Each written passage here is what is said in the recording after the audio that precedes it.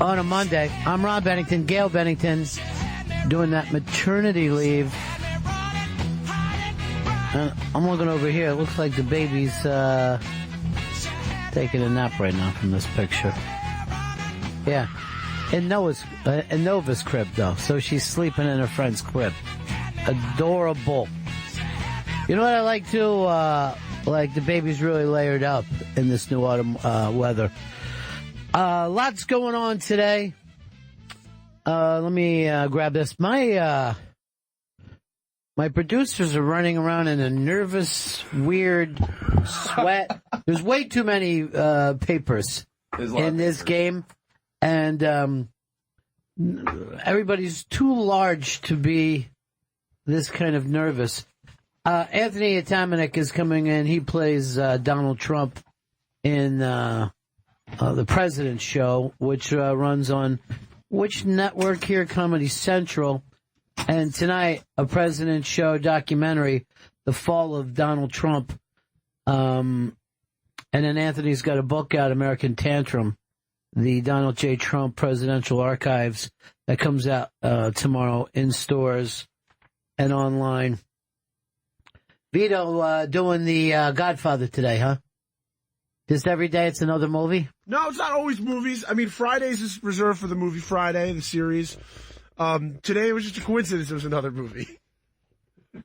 I don't know. Every day seems to be a coincidence, though. And you're out of your other... You started a signature look, and then you got rid of it. It's beanies. It's just different kind of beanies. Yeah, no, that's totally not where you want to be if you're trying to put together a look. I mean, this looks like frat boy Scholastic, and that's and your other look is like some kind of demented hipster. You can't be both, though. Okay, I didn't realize the sports beanies were frat bro Scholastic. Yeah, there's no fucking hipster that's going to do that. It's a totally different look about it. So, let's just be honest about this, Earl. You set up a sense of style for yourself. You're the man in black. Vito really doesn't have a branded style, does he? The style is there is no style. Right. And that's sad, because he's a guy that's always been after an image. And this is why he can't find it. Now, Chris has the look of a distraught father who just killed his wife and children and stacked them like so much firewood. That's mine. I own that. You're a frantic mess today, dude. A frantic mess. I'm a little bit frantic. You. The clock is not on. Our schedule is not on.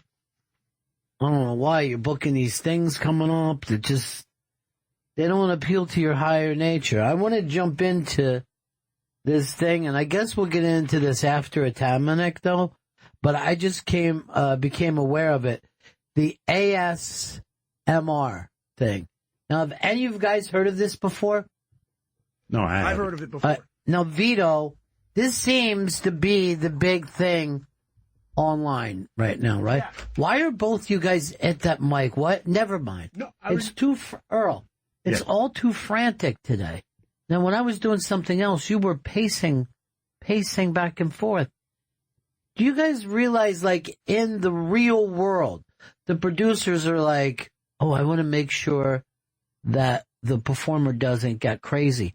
But I'm constantly trying to slow you guys down. Like, hey, keep it together, guys. Keep it together. That's not the way the world works, though. No, it doesn't. How did we get into this system where the producers are fucking weirder than the guy that the show's named after? I guess it's just trying to cover every detail. It's just the opposite. You were pacing back and forth today. You weren't doing a single detail. You were a nervous wreck, even though your responsibility was zero. Little.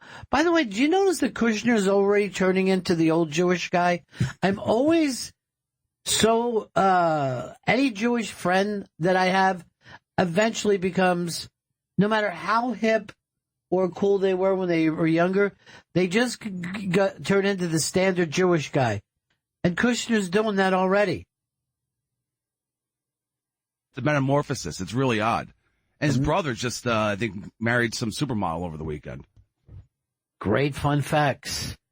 Harvey Weinstein, speaking of Jewish guys, there is talk now that he's going to be able to get out of this, that the whole case is collapsing.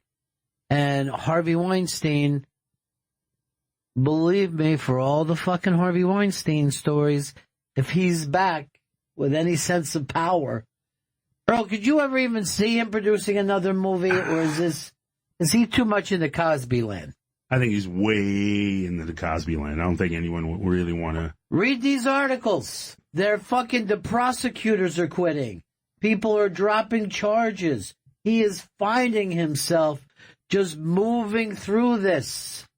I'm shocked by that because this seemed like a open and shut case. I mean, how many stories did you have to hear? How many women have come forward? Well, it's one thing to come forward. It's another thing to have a case. So if you say, something happened to me 18 years ago, you don't have a case. You know what I mean? Yeah. You have this new case of public freaking out and being disgusted with you. But that's not the same thing as the law. Is that line from Training Day? It's not what you know, it's what you can prove? No, I haven't seen Training Day. Why would you give that away? Or I have it in my queue. I was going to watch it tonight. I don't know why this country, with all the murders we have, are so interested in this Saudi murder. I think mainly because he's a journalist.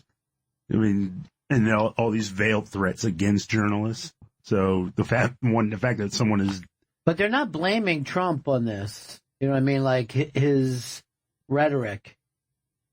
It would be interesting if people said, hey, did the Saudis think they could get away with this because of all the fake news stuff? But that's not even happening. And now Kushner says he doesn't know whether the story is a cover-up. It was just a hit. Just a fucking old school hit. All you'd have to do is listen to Vito's opening today. Now, what was I going to talk to Vito about before he fell apart like this? Do not let him near that mic. Do not let him. You guys are too large and too sweaty to share that mic. He knows his way into this room. He knows how to fucking play the game.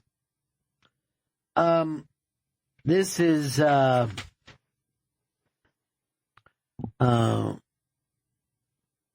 ASMR thing. That is the nutty thing out there. We'll get to that after Atamanuik. Earl, did you watch the thing that took place in Clemson when the floor gave out? Yeah, I saw the clips of that. That was one of the craziest things I've ever seen. It's up on the iBank today. I've never seen anything like it, other than the movie, I believe, called This Is the End.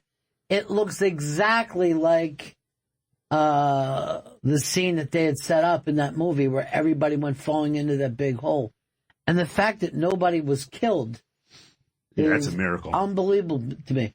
All right, go ahead and hit play on this. If you haven't heard about it, it's kind of just a party going on.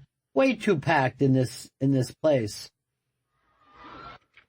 This happened under the feet of dozens of partygoers, leaving 30 people injured.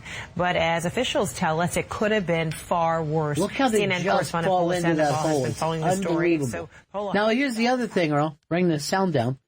I had thought to myself, this was some old building, and then they showed it from the outside on TV. I saw it the following day. It's a fairly new suburban fucking country club type look. How the fuck does a floor give out? Maybe was it over capacity? Everything is over capacity. Look at everywhere you go in New York is over capacity, and we don't expect the floor to give out. I don't know what this. I didn't even know we had a capacity for a fucking first floor building. You know what I mean? Hey, Tommy in Brooklyn. I'm thinking about that Saudi Arabian thing. I mean, the journalists are making it into something because it's a journalist that got killed. But why would Trump give a shit? It's fake news. What's fake news? Well, that the newspaper that he works for, So Trump, he's jammed up with this, but I think it's the journalists that are just making it. Wait, but let me get this straight. Do you honestly think that the Washington Post is fake news? No, I don't. I'm talking about Trump and how he portrays the newspapers. Okay. So, as far he could care less that it's a newsman that got killed. All right, thank you, Tommy. That's a very Dice call. And over the weekend, I got to see Dice in A Star Is Born. Did you see it yet, Vito? I know, Chris, you said it was unbelievable. I loved it. I love The Star Is Born. Have you seen any of the other Stars Is Born? I seen the Chris Christopherson one. I went to see it. Chris said his girlfriend cried. Chris loved everything except for Dave Chappelle. So I went there going, finally, I'm going to see a movie that I love. Did not love it. Did not think it was... Here's what I don't want to ruin this for anybody. Okay. But The Star Is Born is an easy story to tell because it's star-crossed lovers. You got a guy who's a big star who's on his way down and a new star who's on her way up. And they love each other, but they just met each other at the wrong times of their lives, and he always has some kind of drug or alcohol problem.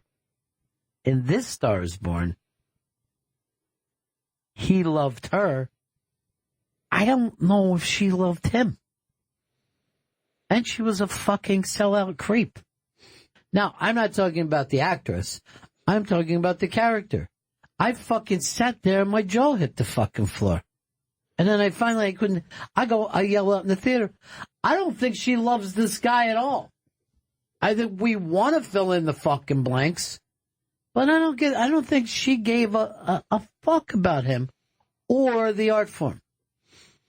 So did it go like just way too far off the other ones and just did its own thing? I would have no problem with that. There's not a lot of places. There's your guess. There's Atamanuik. But Chris, you agree or disagree with me? My girlfriend said the same exact thing. She said that I should be with her then. I should be with her, and you should be our cuckold.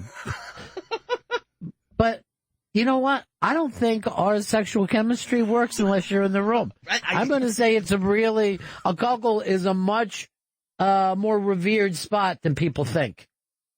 Now I feel good about myself. You felt so. She agreed with me. Yeah, she thought that you disagreed, or you don't have opinions. No, I thought that she did love him. She stuck with him. She stayed with him throughout the fucking the drug problem and the pills and everything else. You didn't do anything to help. No, she didn't. She was. Hey, guess what? On stage, she could have wrapped it the fuck up. That's what I yelled out also in the movie. I go, wrap it up. I've had bad situations in here before. You know what I do, Earl? Wrap it up.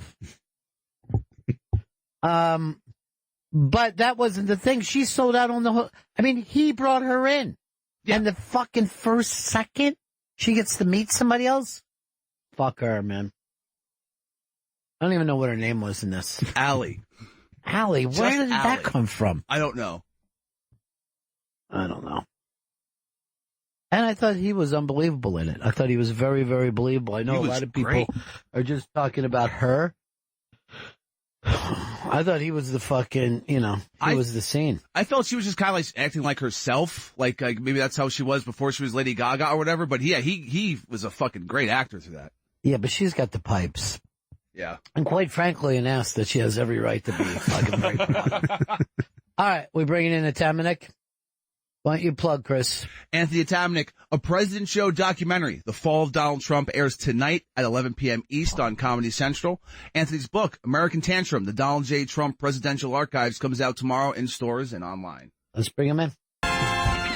Listen to your levels. You're blasting that thing like Hendrix. I have rock and roll ears as it is. Yeah. I have nothing left. I love it. That's a rockin' tune. It is. So by I wish I could. Charlie's last name is escaping me, but a guy named Charlie wrote that. A guy named Charlie who's like, that's it. That's all I got. Charlie. He's like Cher, where he's just the one name. Yeah, and he just released an ABBA album. Yeah. Or now like Ollie from A Star Is Born. Have you seen it yet? I have not seen. I have not had the time. Let me just tell you this. Here's my opinion. You've seen all the other Stars is Born. Yes. You're a theater guy. He loves her. I don't know if she loves him. I'll just leave it at that. I'm like, I think we're missing the basic thing to Star is Born. Congratulations for this special. Thank you. This Trump thing with you, which was supposed to be a tiny small blip in your life. Yes. Has gone on now for how long? This past August, it was 3 years. Jesus. So it's been about 3 years and 3 months now. Yeah. Yeah. And long time. This wasn't, before he was running, did you do a Trump? No, never did. Never did a Trump. I mean, I'm sure at some point I said, you're fired, along with a million other people as a joke, but I never ever did a Trump impression. That's amazing. Yeah. And I watch the old debate with James and I from the UCB, like the thing that set it all off. And it's amazing to me how different it is. It's almost like, when Private Parts the Stern, his voice is so high. Yeah. It's the same thing. My voice is so high. The mannerisms are all sort of off. It's like I watch it and I'm like, what are you doing? This is not even like close to what it is. Yeah. So it's fascinating to see it now, It's funny that you say that too, because everybody in radio, when they go back to listen to the early stuff, you don't realize that your voice ages. You know what I mean? You think because it's not TV, you don't have to watch yourself age. But everyone sounds like an infant in their early radio days. Yeah, yeah. Well, I think also maybe doing his voice for so long, I would gather that I've adjusted my vocal cords.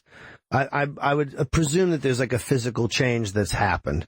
That I've been able to sort of move my glottal or whatever it is around. I mean, I know it's radio, but so it's a long time, Ron. No, it's a long time. You are, this special, it takes place in the future. Yes. After everything has come down. Because we don't know how this is going to end. Yeah. And all we know is this. He has way more energy than the rest of us. Yes. He is like a shark constantly moving. Yes. Yes. It's unbelievable. His energy and his propensity for survival. I always say Trump is all fight and no flight. Right. And he thrives. I think it's, you meet personalities like that. I have some in my family that, and in some ways I'll say I'm even like that. Like I have to be doing, I have to be talking, I thrive off of, even though I actually am drained by people, I thrive off of like being in charge of the experience. And I think that for him, I think this is where he lives best. I think the truth is that he found it. This is not an endorsement of him at all, but he found his calling. It's like he was a frustrated performer, I think. And I think the rallies, which is what he loves the most. And we really do, I think, the closest tribute to the rally work I've done over the years in this special. And it's only bits and pieces, but we really try to give a sense of how it energizes him and it pushes him towards whatever new idea he has, that he really brainstorms during these rallies over long form, over weeks. And we try to get that across. But I think that I said this on Twitter, I'll say, is that like, obviously we couldn't get the rights to this, but I suggest when everyone watches the special that right when the special ends, you play the track off All Things Must Pass, play George Harrison's All Things Must Pass, and it will be a perfect fitting sort of coda to the documentary, because in my view, that's what we're doing is there's a piece of it that's saying, with all the hysteria and fear and ginning up that happens, that he does, that the media does, I think there was something nice about going to 2030 and saying there's going to be another world, and it will be affected by him. And there'll be things that are affected by not just him, but the mechanisms that put him in place, the mechanisms that want us to return to what was before, which led us to Trump. And this is an opportunity to sort of present both a fork in the road, saying you could choose this or you could choose that, but you can't go back. And also it all moves along. And to always remind people that the hysteria over Trump is a uniquely white privileged position to have, and that most of the world has dealt with totalitarian regimes, juntas, dictators, subjugation. And in the United States, a large swath of the population has been living in a totalitarian state for hundreds of years. Yeah. And so for other people who felt their precious bubble get burst and they had to face the reality that they're not as important as they thought they were, and that their privilege doesn't extend to protecting them from fear, I think that's really the wake-up call that's happening right now. And it shouldn't be lost on us that this is way bigger than Trump. This is about us facing down a systemic problem in this country that exists on both sides. It really does. Yeah. Of taking advantage of inherent privileges that we don't really want to do more than lip service to extend to other people, and who are our people, who are the same as us. And I think that's the message that should be taken. So in a way, we almost remove Trump from the equation in a way. I mean, he's totally in the documentary, but we want it to be a tribute to the actors who did such great sort of comedic activism and joined with me to do this work. And also a message that it's more than just him. It is a much larger problem that we're dealing with, in my view. It's so interesting that, you're doing this comedic piece, but all those thoughts that you have are at the bottom of this. Stuff that I don't even hear people talking about on the news. When you just brought up that, most people in the world have felt the way everyone's feeling now, goes to show the bubble. Yes. And that weird kind of, that thing where even though you think you're progressive, you're just the same as everyone else. Yeah. A President Show documentary, The Fall of Donald Trump, that's tonight, 11 p.m. East on Comedy Central. And you've got a book coming out as well. How did that come together?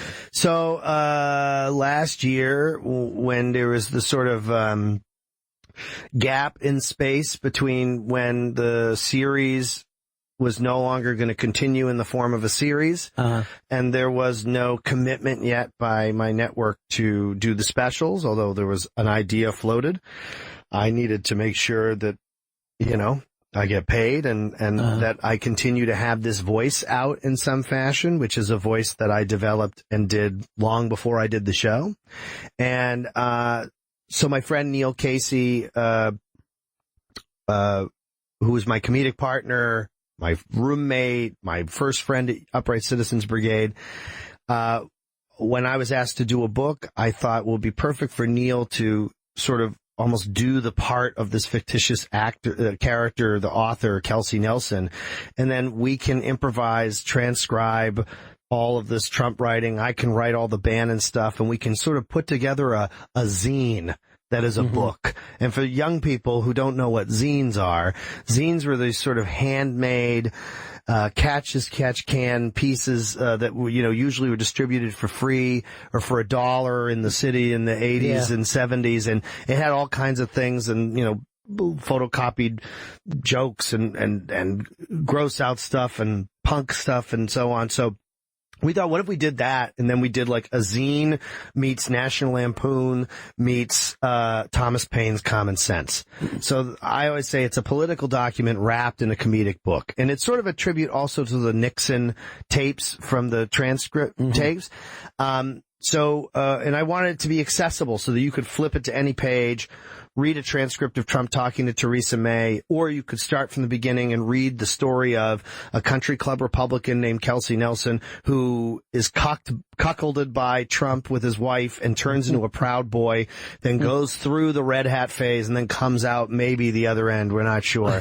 And then within it is all these sort of tributes to literature. We have like a Heart of Darkness piece. We have a Hobbit poem in it, but also Americana. We have, a version of Washington's like Rules and Manners, but done as for General Kelly for Trump. And so basically Neil and I sat down, outlined the book. I gave him a sort of basic overview of what I wanted, and then we would meet and we just worked on it over 8 months and just put it together. And Michael Wolff's book hadn't even come out yet, nor did anyone know about it. And we were right in alignment with Michael Wolff's book, and I think that we are better than Bob Woodward's book. I think our reporting in our fictitious book is better than Bob Woodward's by a mile. So, you know, it's so funny that you would even bring up just about how a lot of stuff doesn't even feel like it could be real, and then, you know, you do it from a parody point of view. But I was looking today as Rudy Giuliani was sticking up for the Proud Boys. Oh, yeah. And I'm like, what the fuck? Yeah. How did we get to this point? Because, you know, those Proud Boys were just put together at Anthony Cumia's fucking thing.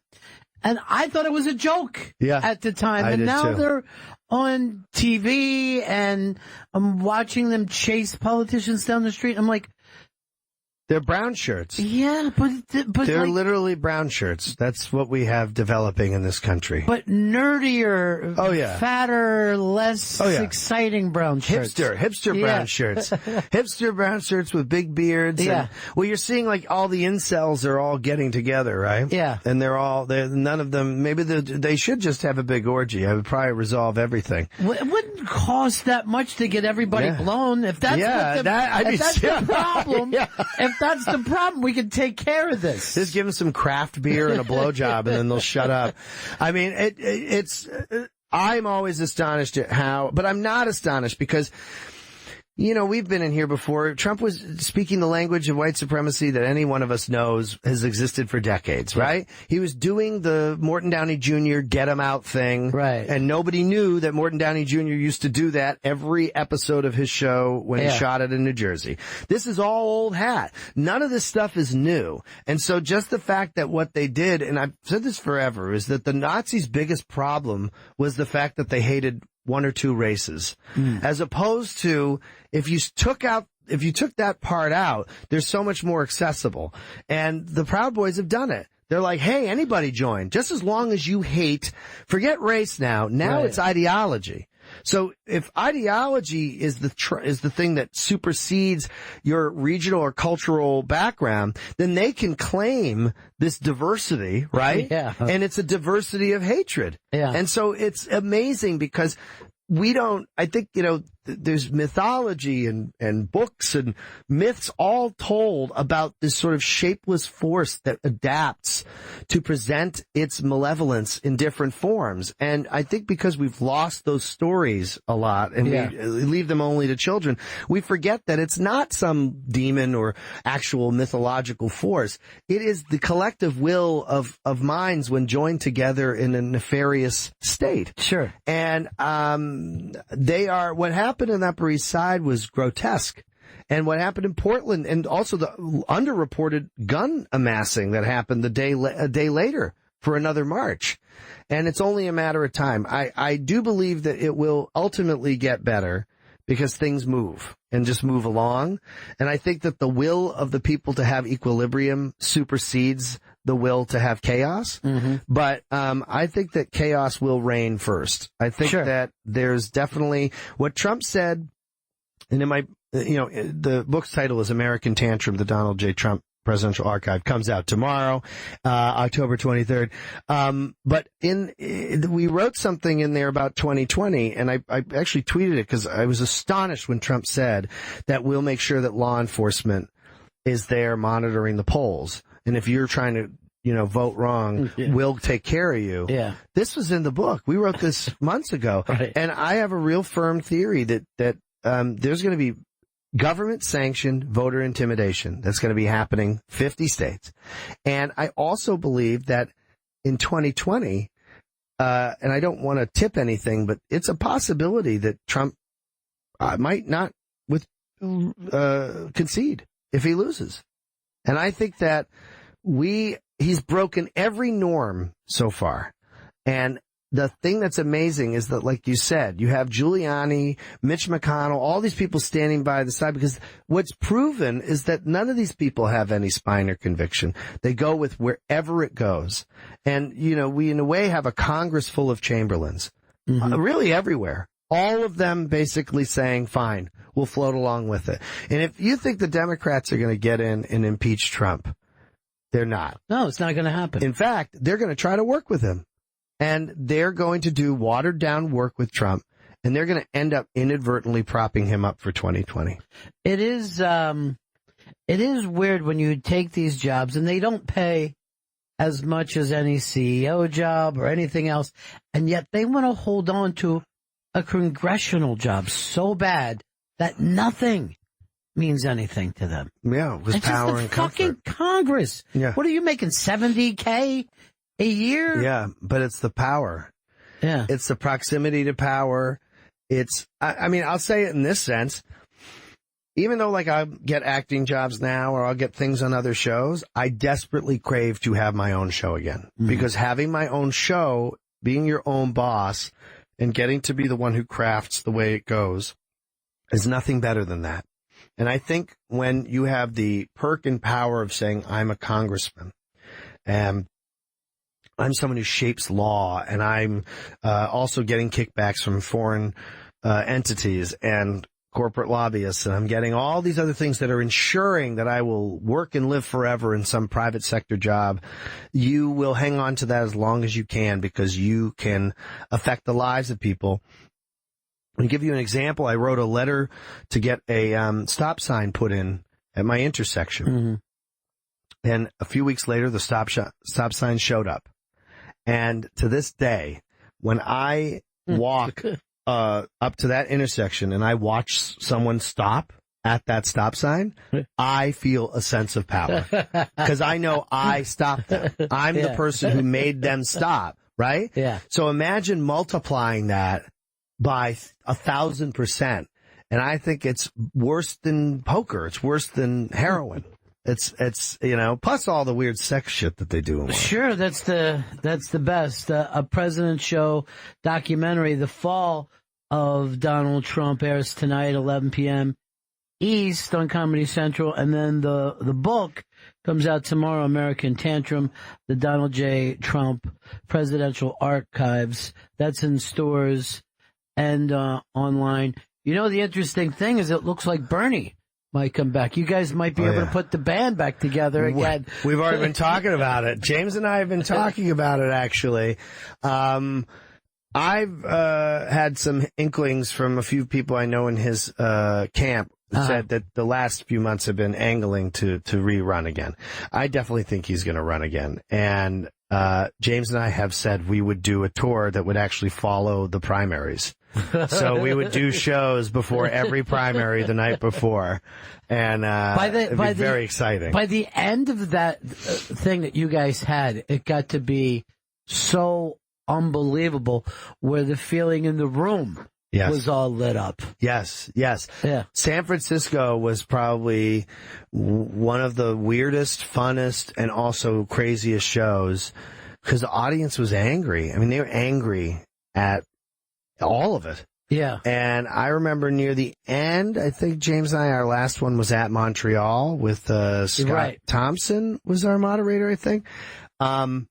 You could just feel it. You could feel the darkness hanging over it. And then I did a show a week before the election or 2-3 days before the election.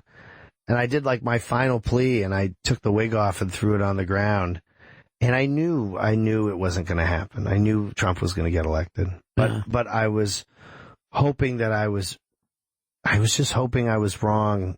And at the same time, I was like, the other option also would have just been like, all right, well, here's more weirdness. Yeah. Well, when people are bringing up, is Bernie going to run? They're talking about Hillary running again. They're talking about just about everybody running again. And talk about playing into his hands. Oh, yeah.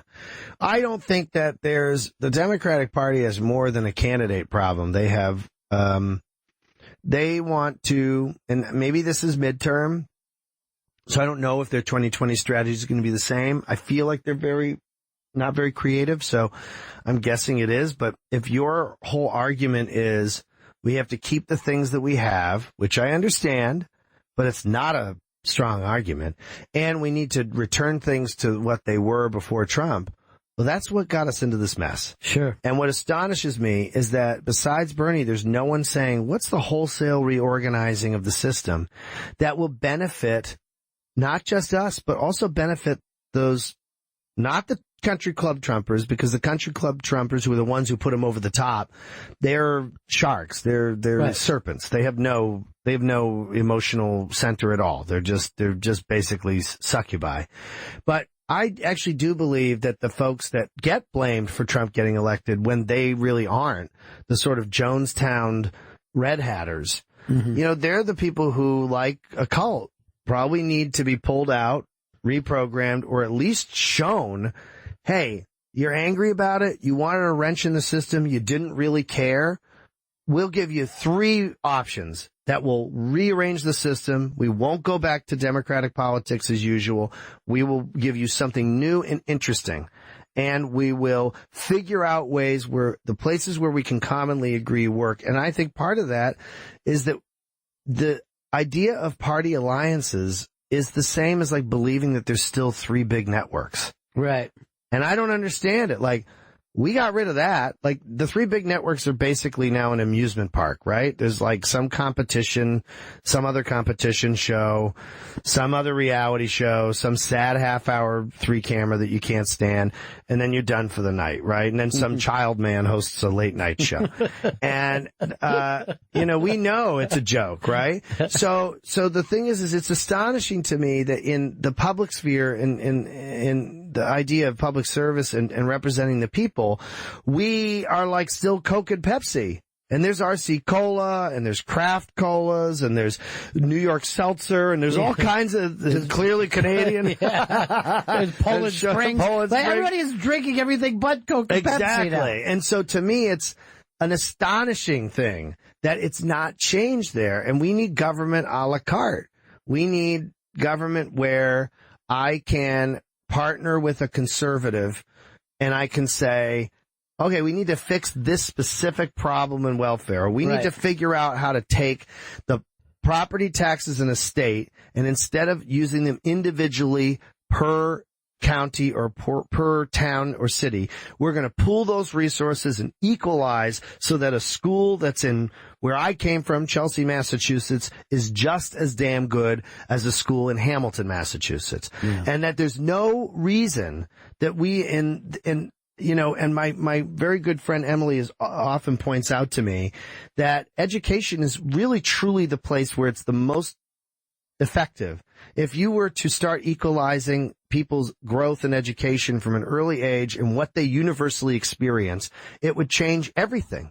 And the problem is that we're always trying to fix it on the back end, right? Hopelessness, a lack of self-worth through work, a lack of psychological self-worth because of family condition. Those things all stem from the fact that we don't have a collective communal system of education that propels people out of the public school system into life prepared to work and be good citizens. And I think that's a shame. It really is the same problem as the oxy problem, that it's so much harder to cure people of an addiction than it is to not get people addicted. That's a massively different place. But it also is where, like, if somebody in Iowa is now saying, hey, we don't have the same kind of money we used to, and then somebody's answering, but what about transgender bathrooms? You know what I mean? Like, yes. You're really stuck on either side of everything. Yes. Yeah, well, and I also think that I think also these issues are perverted to be used by both parties to gin up votes and have less to do with the respect for whatever individual group you're representing. So a good example is we did the transgender military piece on our show. I think we gave more time to trans veterans than practically any other television show, if any, in that year. And that includes cable news and news. And yes, of course, all these things, transgender bathrooms, and as an example, are things about human rights, and they are about dignity of existence, right? And it's also true that someone whose world is maybe narrowed to, I need to make ends meet, and I don't have the ability to even give a shit about what you're talking about, or it frightens me, or we're so sexually regressive in this country that also most people are taught to not even consider thoughts or empathy for experiences like that because what does it say about me? All these things that go on. But one thing I know you can focus on is that there are veterans in the United States who served dutifully and heroically, who chose to decide their gender based on the inner need that they have to express who they really are. And those people should not be stripped of their veterans' VA rights and their basic promises by the military. And to me, if I was a Democrat running, instead of doing the issue that I know gins up people who are going to vote for me anyway in an issue that's in one state at this point or at that time in North Carolina, and I'm not devaluing it, but what I am saying is that why don't you pivot to the larger issue of the fact that there are people in this country who served or did their due diligence and they're being disrespected for their choice and orientation. That way, you're also presenting the opportunity for people to understand it more. And that is the one big gap, I think, in our modern era, is that there has to be room, not for the fact that a transgender person doesn't need to teach a straight person what to think, just as much as an African American doesn't need to tell a white person, it's okay, don't worry, I don't think you're a racist, right? That's not what we need. That's not what I'm talking about. But we do need to try to present and start to humanize everybody so that they can understand and perceive of that person's experiences relative to their own. And then they're able to fold in the idea of that vet should get services. And also, I should be making a living wage. Right. To join the ideas. And I think that there's just a piss poor way of doing it. You know? Yeah, I there's no doubt. First of all, there's no doubt that transgender veterans are the same as veterans of every war forever. They get fucked over. Yes, you know what I mean? That's for sure, right? And every time we send people off somewhere, we're like, it's not going to be another Vietnam. We're not going to, and it's a fucking lie every single time. Mm-hmm. All right, Chris, you want to plug along before we say goodbye to Anthony? By the way, you're always fantastic on the air. Always. Brother, thank you. This is my favorite show to do. Thanks. Yeah, I love it. A President Show documentary, The Fall of Donald Trump, airs tonight at 11 p.m. East on Comedy Central. And Anthony's book, American Tantrum, The Donald J. Trump Presidential Archives, comes out tomorrow, October 23rd, in stores and online. All right. We'll see you next time, my friend. Brother, thanks for having me. Peace. Thank you. Bennington is back. Vito and I were just talking about our annual Hell Gig show that we do for Halloween. One of the things I hate about Halloween is the way that everything has to be about Halloween in every part of entertainment. But Hell Gigs, it's basically this, and it's Gail's favorite stories to hear when she does Gail Meets Girls. It's our favorite stories when people will talk about a gig that went so fucking south that it was unbelievable. I don't know who brought this up the other day, but they about the fact that Bring on the Pain was 20 years old, and Chris Rock did it.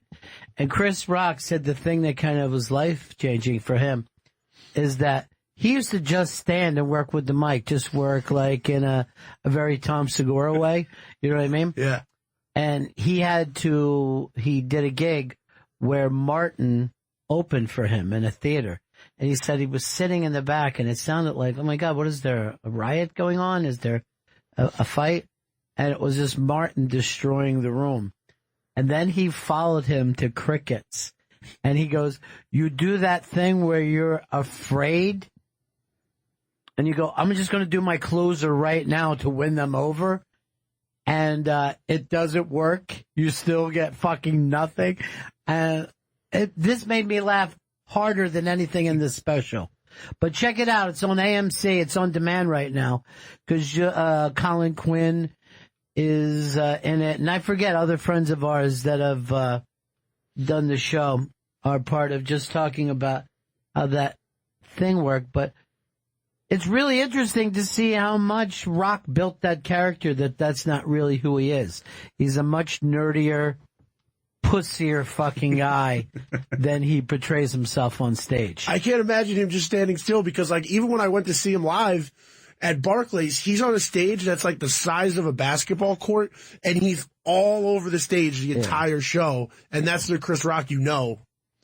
Yeah, that didn't always exist. And he's not that way off stage. Off stage is a kind of a very quiet guy, and he's supposedly a little socially awkward. My mom, I remember the first special I ever watched live, my mom woke me up to watch Never Scared live on HBO. That's bad mothering. That's really bad mothering. Yeah, suck a dick for Krispy Kreme. Yeah. I really fucking laughed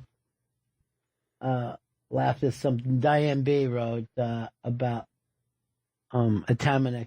Did this cocksucker really say I need to be pulled out and reprogramming because I'm in a cult? It's fucking hilarious. Everything is a cult, no matter what we're doing. People get their feelings hurt if their thing is done. Hog Form just wrote something too. I guess people like the Donald. Some of these people like the Donald. Well, he's making America great again. That's good. Earl, has it gotten great for you? Oh, no. So you're in the trans community. It hasn't gotten good for you. I'm not in the trans community. I'm trying to figure out this thing. Do you know what and say the initials to me? ASMR. Now, what does that even mean? I can't remember what each letter stands for, but what it basically is it's videos of watching sounds, just different noises of feelings, and it's huge on YouTube. Specifically, children love to watch these things. Now, it's supposed to give you a feeling somewhere, kind of a rush. Like a tingling in, I believe, like from the neck down the back. Now, I just found out about this. I think Daily Beast did something, and we put it up. And the stuff is, it's like people lip smacking and stuff. So I didn't have any reaction to it. But I sent it to other friends of mine and says, does this feeling work for you? And they would say, I had to tap out. It was driving me crazy. Some people cannot stand to hear other people eat or drink. And other people, I guess, according to this, find it exciting. But also, why do they whisper the whole time? Yeah, the whispering is like the big one. I think it's just the tingling feeling thing. But I've seen like I said, children love this shit. It's like the big thing on YouTube right now that people are racking up views doing. Play one of this. This is a little girl, and she's gotten 11 million hits with this fucking video. 11 million. Go ahead and play it. Hi guys, welcome back to another ASMR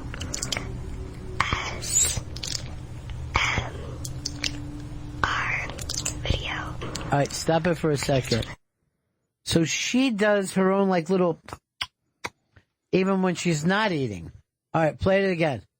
Say, I'm filming this intro at 10:39, but I'll probably be filming like the actual eating honeycomb, like clip of the video, either tomorrow or later tonight.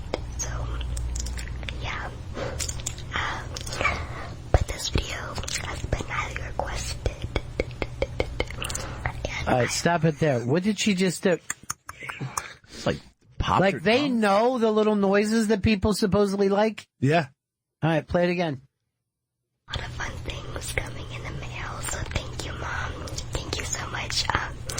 My mom bought me some like kinetic sand and fun stuff for my videos. So stay tuned, and if you are not subscribed, make sure you subscribe. We hit 600. But I hope you guys enjoy this video. I don't understand it. Move up until she starts eating. I want to see what's happening when she's eating this honeycomb.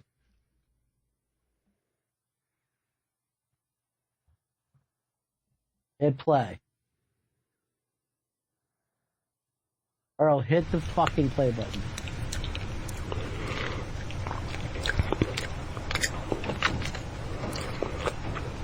It's super sugary. I got some, it's like the store brand of LaCroix, something like that.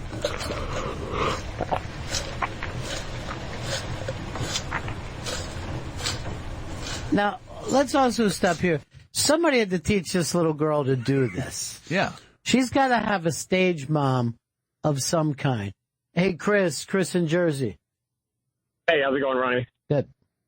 Hey, I just wanted to let you guys know, I remember back in the day I was listening to Jimmy and Sam, and they said Nikki Glaser was really big on this. She would fall asleep to it every night. Oh, Nikki would listen to it? Yeah, she would listen to, they have some videos that are like over an hour long, and she would, fall asleep to it. Now, why? Why would that help her fall asleep, or what did she like? Some people just get that response from it. I've seen it on that streaming thing online, Twitch, but it does nothing for me. Now, fucking, was it you, Vito, who said kids like this? Yeah, kids love this. I think it's people who like kids who like this. I can't imagine a little kid doing this. Now, I don't react to it positive or negative. Any of you guys? I'm reacting negatively toward it. I think it's creepy. The sounds of her, is this whole thing is just sounds of people eating? That's part of it. You just saw the whispering, and we went through this entire thing. You're in the room with us. Here's Lee in St. Pete. Hey, Lee. Maha Bone, Ronnie. Maha. I fucking hate this.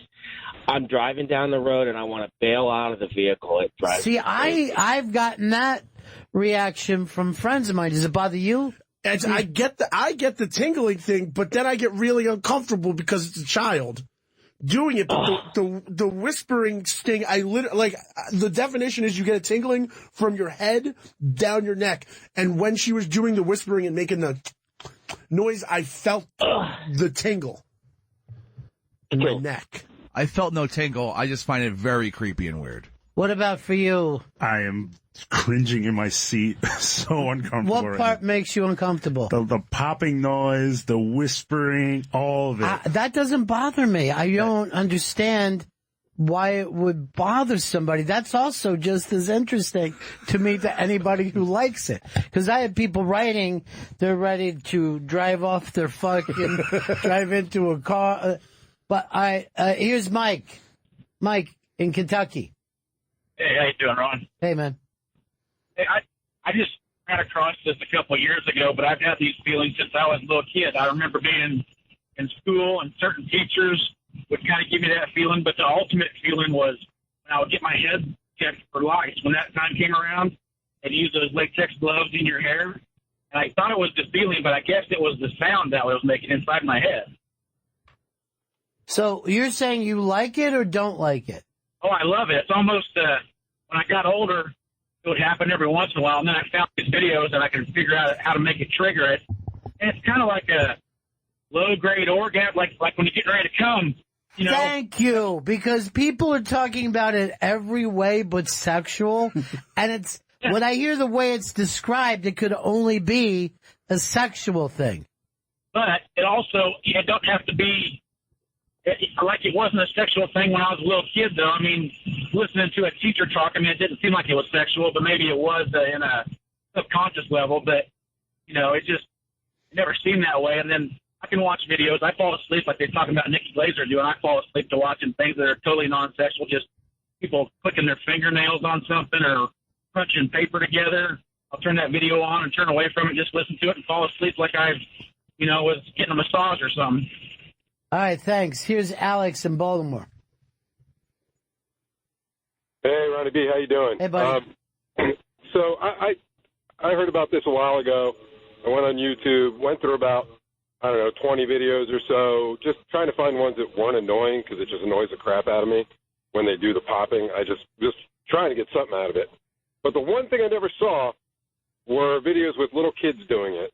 So I'm a little concerned about what Vito's actually up to, that he found this video. Well, this came from the Daily Beast because quasi-sexual noises. Yeah, this little girl is the number one person doing this, right?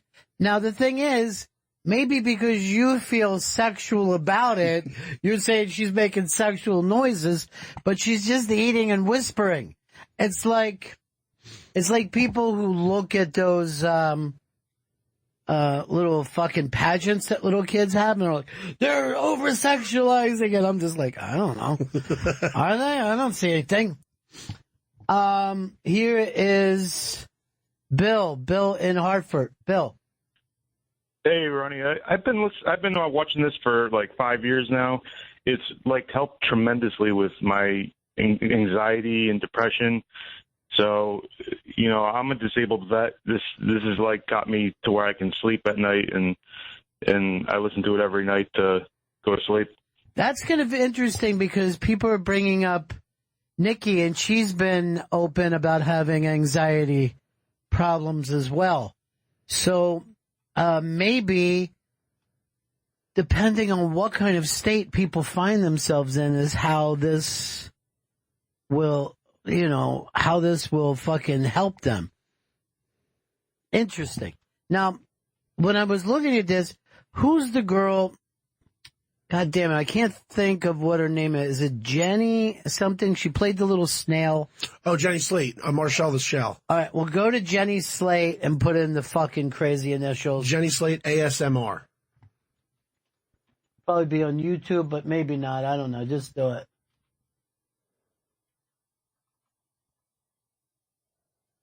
All right, there you go. W Magazine she did this with. Up top, there you go.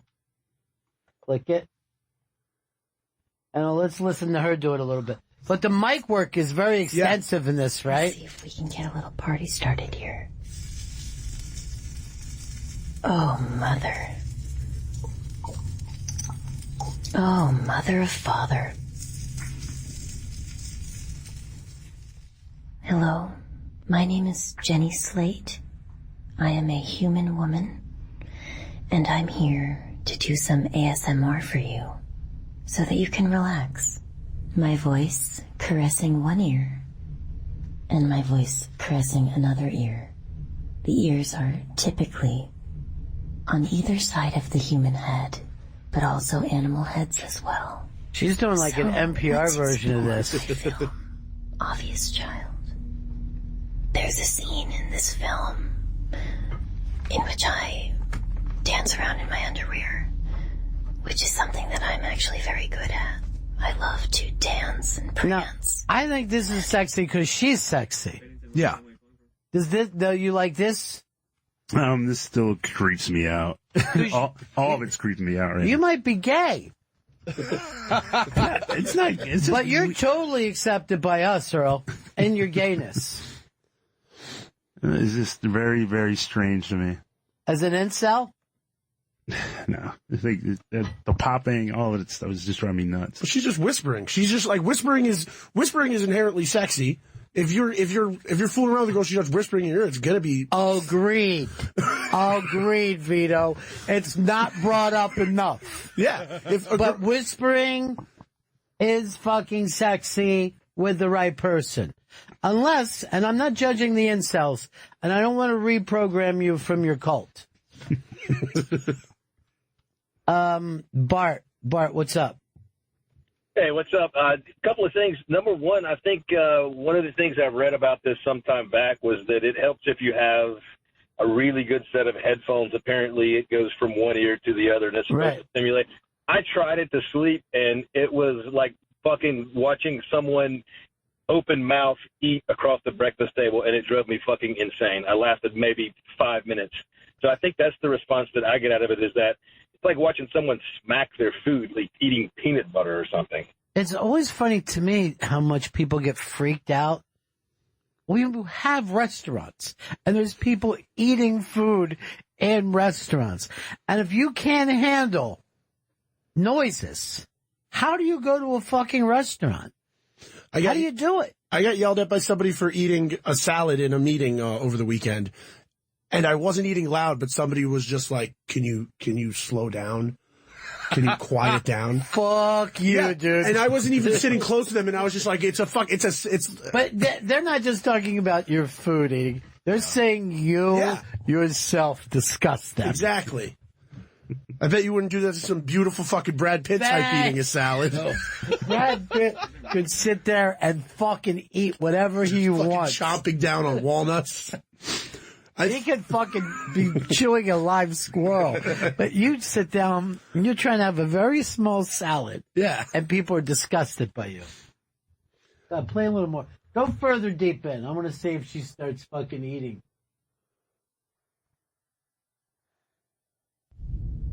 Oh, there she has stuff to drink. Let's see if it annoys Earl.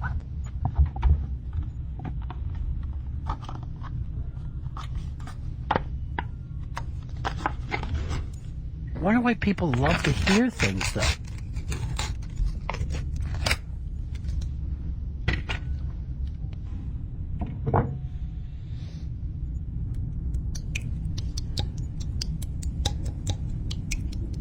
That's her pussy.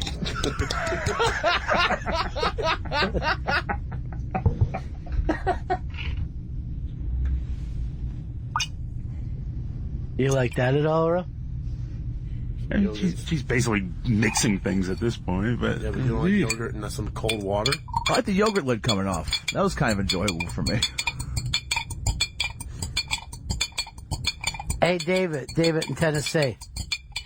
Hey, Ronnie.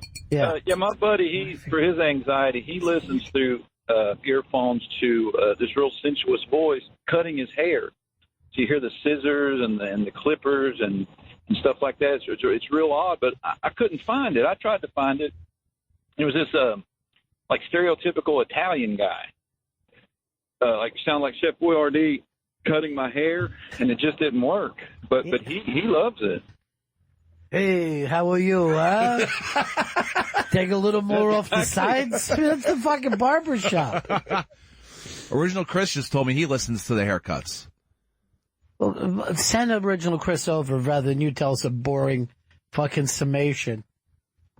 You listen to people getting their haircut, Chris? No, I listened to it once because it's a thing called virtual haircut. I assume it's the same thing that this guy was talking about, where you got to have some noise-canceling headphones, you put it on your head, you close your eyes, and it actually feels like you're getting your haircut. There's a whole bunch of these virtual... And this excites you? No, I just tried it once just to see how it is, and it was so kind of it's cool, the but I haven't listened exact to it opposite since. of what...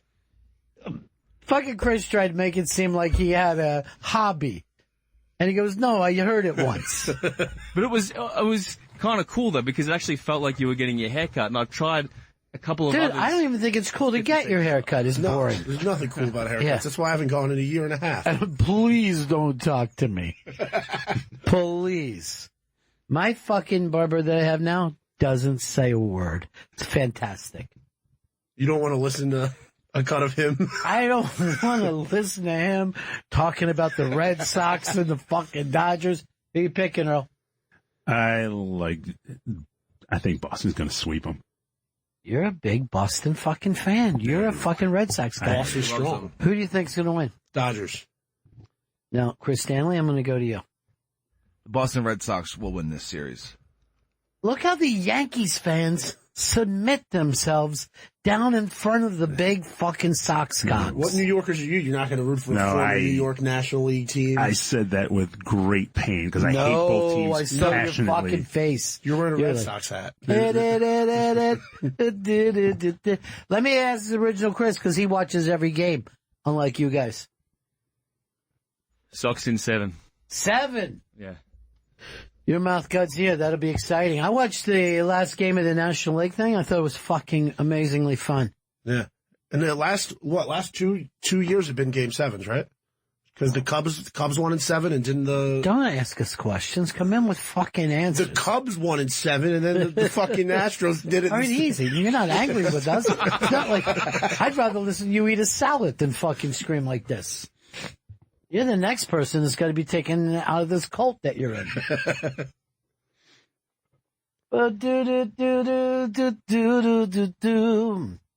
Chris, Indiana. Yes, absolutely, Ronnie.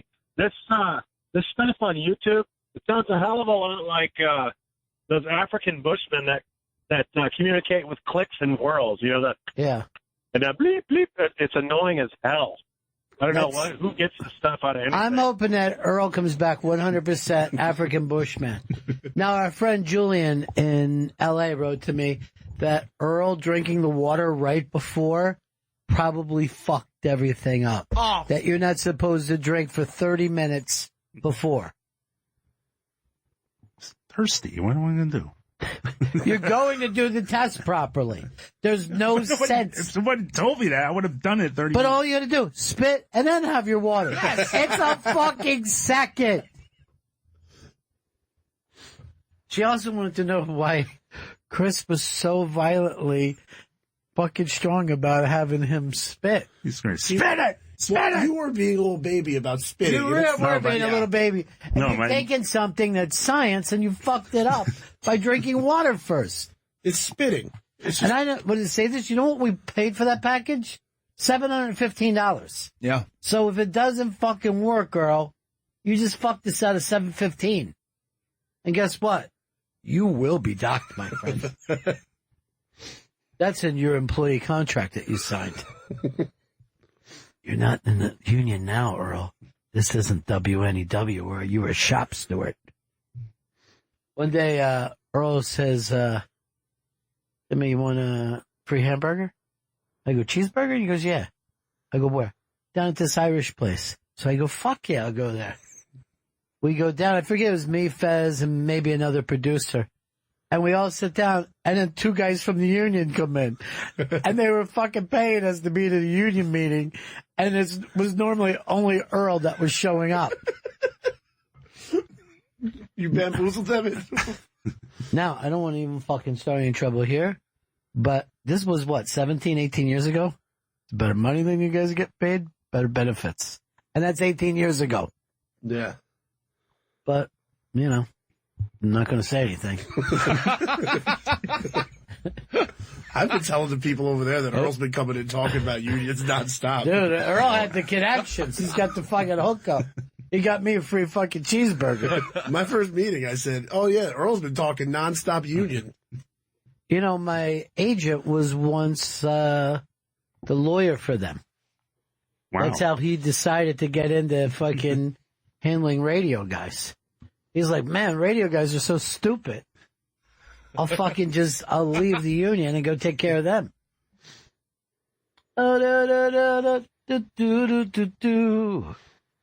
Did you see any of the ASMR stuff where they do feelings? Like not sounds, like they squeeze stuff. Like there's videos too that's all about touching stuff. I enjoy those more. I remember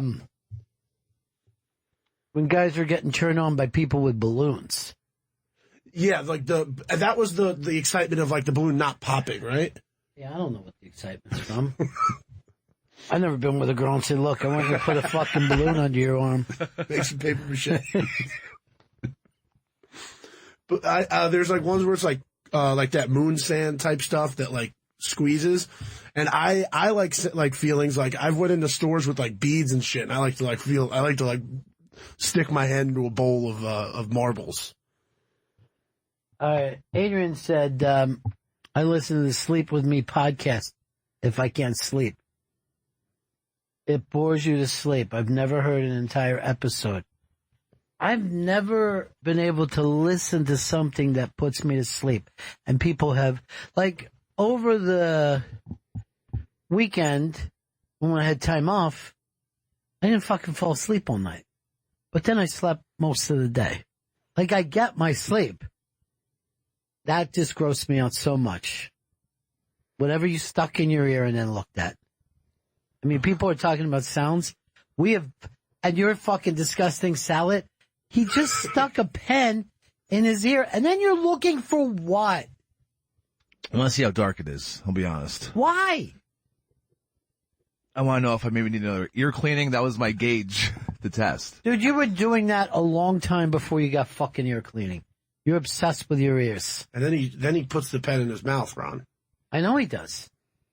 Is that another way to find out whether you need an ear cleaning or not? The taste, if it's sour. Oh, look. Earl's starting to go. He's getting grossed out. Earl, Chris always likes to put stuff in his ear. Earl, you have to stay in the back of the bus. The front of the bus is for white people. We like the front because it keeps us closer to the bus driver and means we're further ahead in life.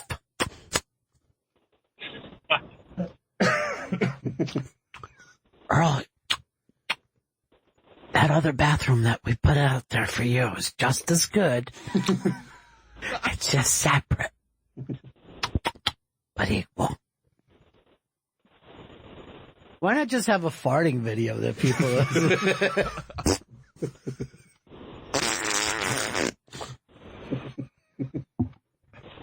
I think I have a little gas right now. There it is. Hey, G-Man, what's up, buddy? Hi, Bonas. Hey, man. Hey, Ron, I never thought I was into these videos, and then I saw one yesterday at about 3:30 in the afternoon where this football team started to fold almost like a lawn chair, and just this sense of calming and relief. It was absolutely amazing. Did you catch that? Yeah, I did see it. I probably had the exact opposite of you. It infuriated me. But it is interesting to see both of these teams are now just regular teams. You know what I mean? Just how quickly you go from one of the great teams to just some guys. Like, everybody but the Patriots returns to the middle of the pack. I can't think of one team but the Patriots who's able to sustain anything for more than a fucking year. Yeah. You know, maybe the Rams are on that pace. I think the Rams haven't lost a game yet. They're this year. This year. Yeah, but next year, they're fucking going to fall right back in. If you win the championship or even go to the Super Bowl, everybody but the Patriots returns. Yeah, like, look at the Niners and Kaepernick. You, never heard about Kaepernick after that Super Bowl until he kneeled. Did you see that Amy Schumer said that Maroon 5 should not do the Super Bowl to support Kaepernick? Now we're supporting Kaepernick. We're not even supporting the thing, because no one will ever fucking talk about this thing that Kaepernick is originally started it for. But I said this.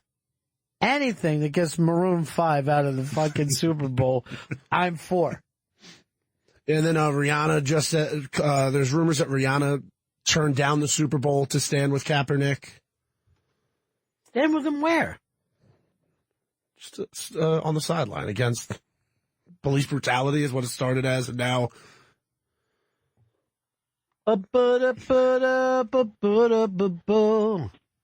Eric in Kentucky.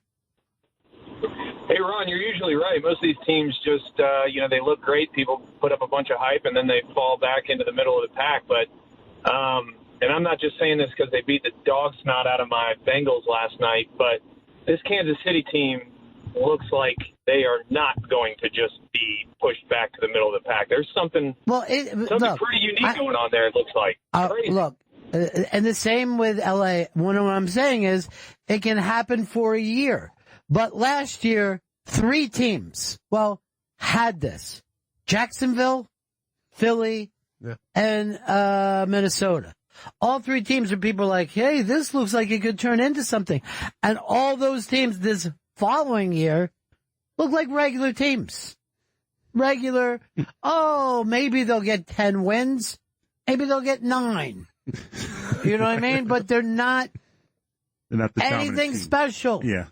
The Jags have lost 4 out of 5, and they had a big fight in the locker room after the game. They should have a big fight in the locker room because they're going to be playing half their games in London now.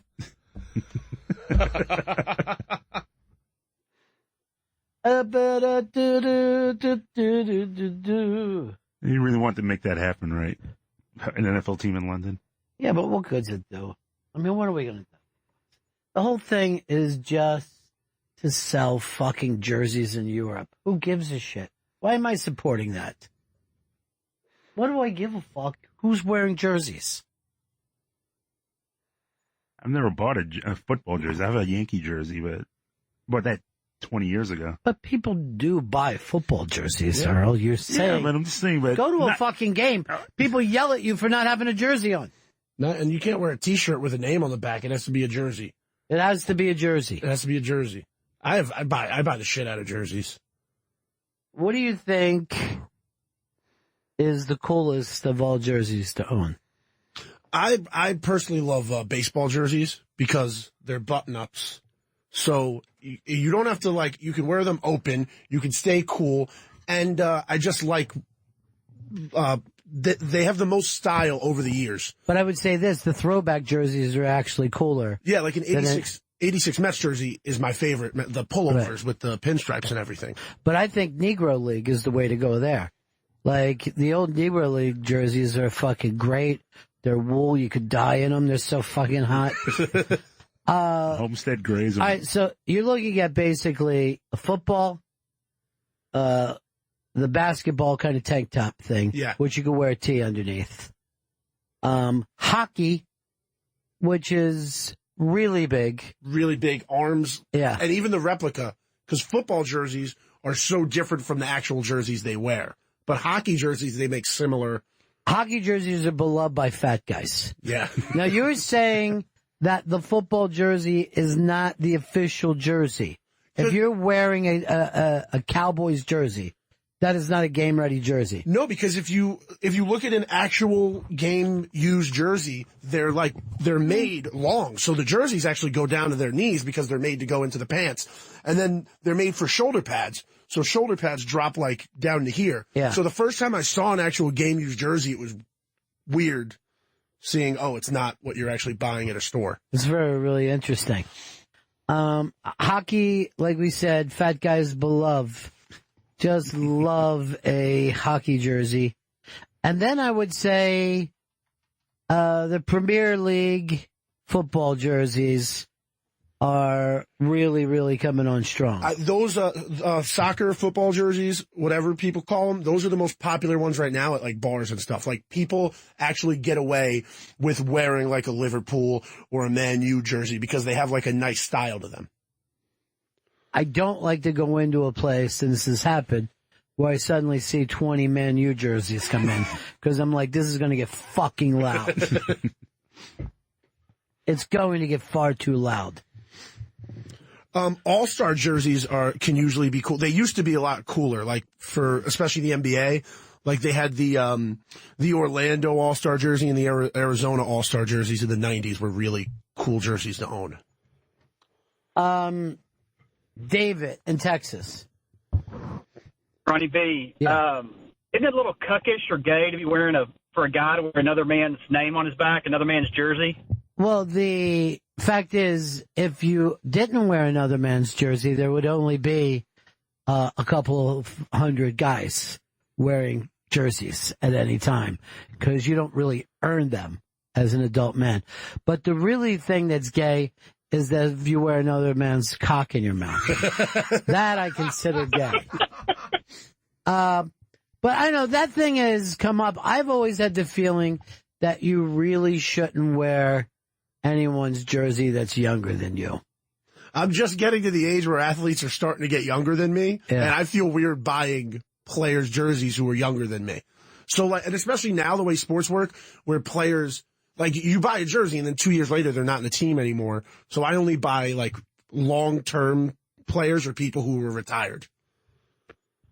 You really worry about finances in a way that's totally against the way that this whole thing, sports, are set up. I buy the shit out of jerseys. And when those Chinese jersey websites started popping up, I was buying the shit out of $10 jerseys. Yeah, that's sad. A $10 jersey is the saddest thing I've ever heard. All right, we're going to have a vote. Coolest sport to wear jerseys. Let's go first, you, Earl. I am going baseball. Baseball. Basketball. I've never seen you wear a basketball jersey. I don't own any jerseys, but if I were to buy a jersey, I'd buy a basketball jersey. Whose fucking jersey could you possibly wear? A 3XL Larry Johnson fucking throwback Knicks jersey. That'd be great. You need a Charles Barkley announcing jersey. Later this week, there is a old school basketball player that might be coming in to do the show based on this documentary series. And I'd say it's one of a handful of people from that era that I absolutely idolize. That was only because where he grew up. Brought a lot of pride. Yeah. Philly basketball was so fucking serious. And it used to be the Big Five was the league. No, it wasn't even a league. They were just 5 teams that were in different leagues, but we would have the Big Five fucking championship in our minds, right? Because they would all play each other.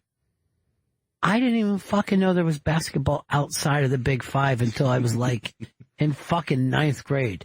I'm like, why would I give a shit about Indiana or fucking UCLA when guys are fucking playing this kind of ball here? I didn't realize how much of a beloved guy Kobe was in Philly until I went. Oh, yeah. And I saw Lower Merion jerseys everywhere. Look, Philly loves people from Philly. Yeah, I can see when I went. Loves people from Philly. The pride they hold on to if someone is from there. It's unbelievable. So, yeah, Kobe is, because he also went straight from high school. Yeah. You know what I mean? Straight from Lower Merion to the thing. So he was adored for that reason. And then Piazza, I saw a bunch of Piazza stuff when I was... I followed Piazza since he was a kid. I read a story that Piazza's dad put a fucking batting thing in the backyard of his... And I'm like, I've never heard of such a thing.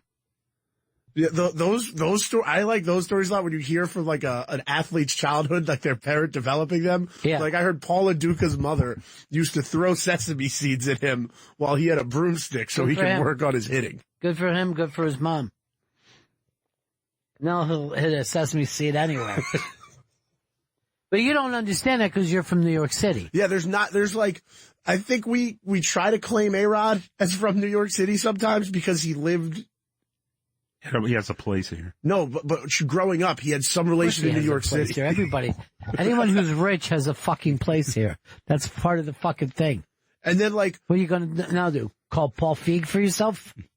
Carmelo gets called as a New Yorker even though he grew up in Baltimore. Who was the Brooklyn guys, though? I mean, Dwayne Washington, Dwayne the Pearl Washington was loved here. He's a Brooklyn guy. Who's the guy who ended up playing in China for so many years? He's a Brooklyn guy. Not Michael Ray Richardson. No, Starbury. Thank you. Stephon Marbury? Thank you. Oh, Ron Artest is a Queens guy. Is that right? Yeah. Artest is Queens. Fucking idiot.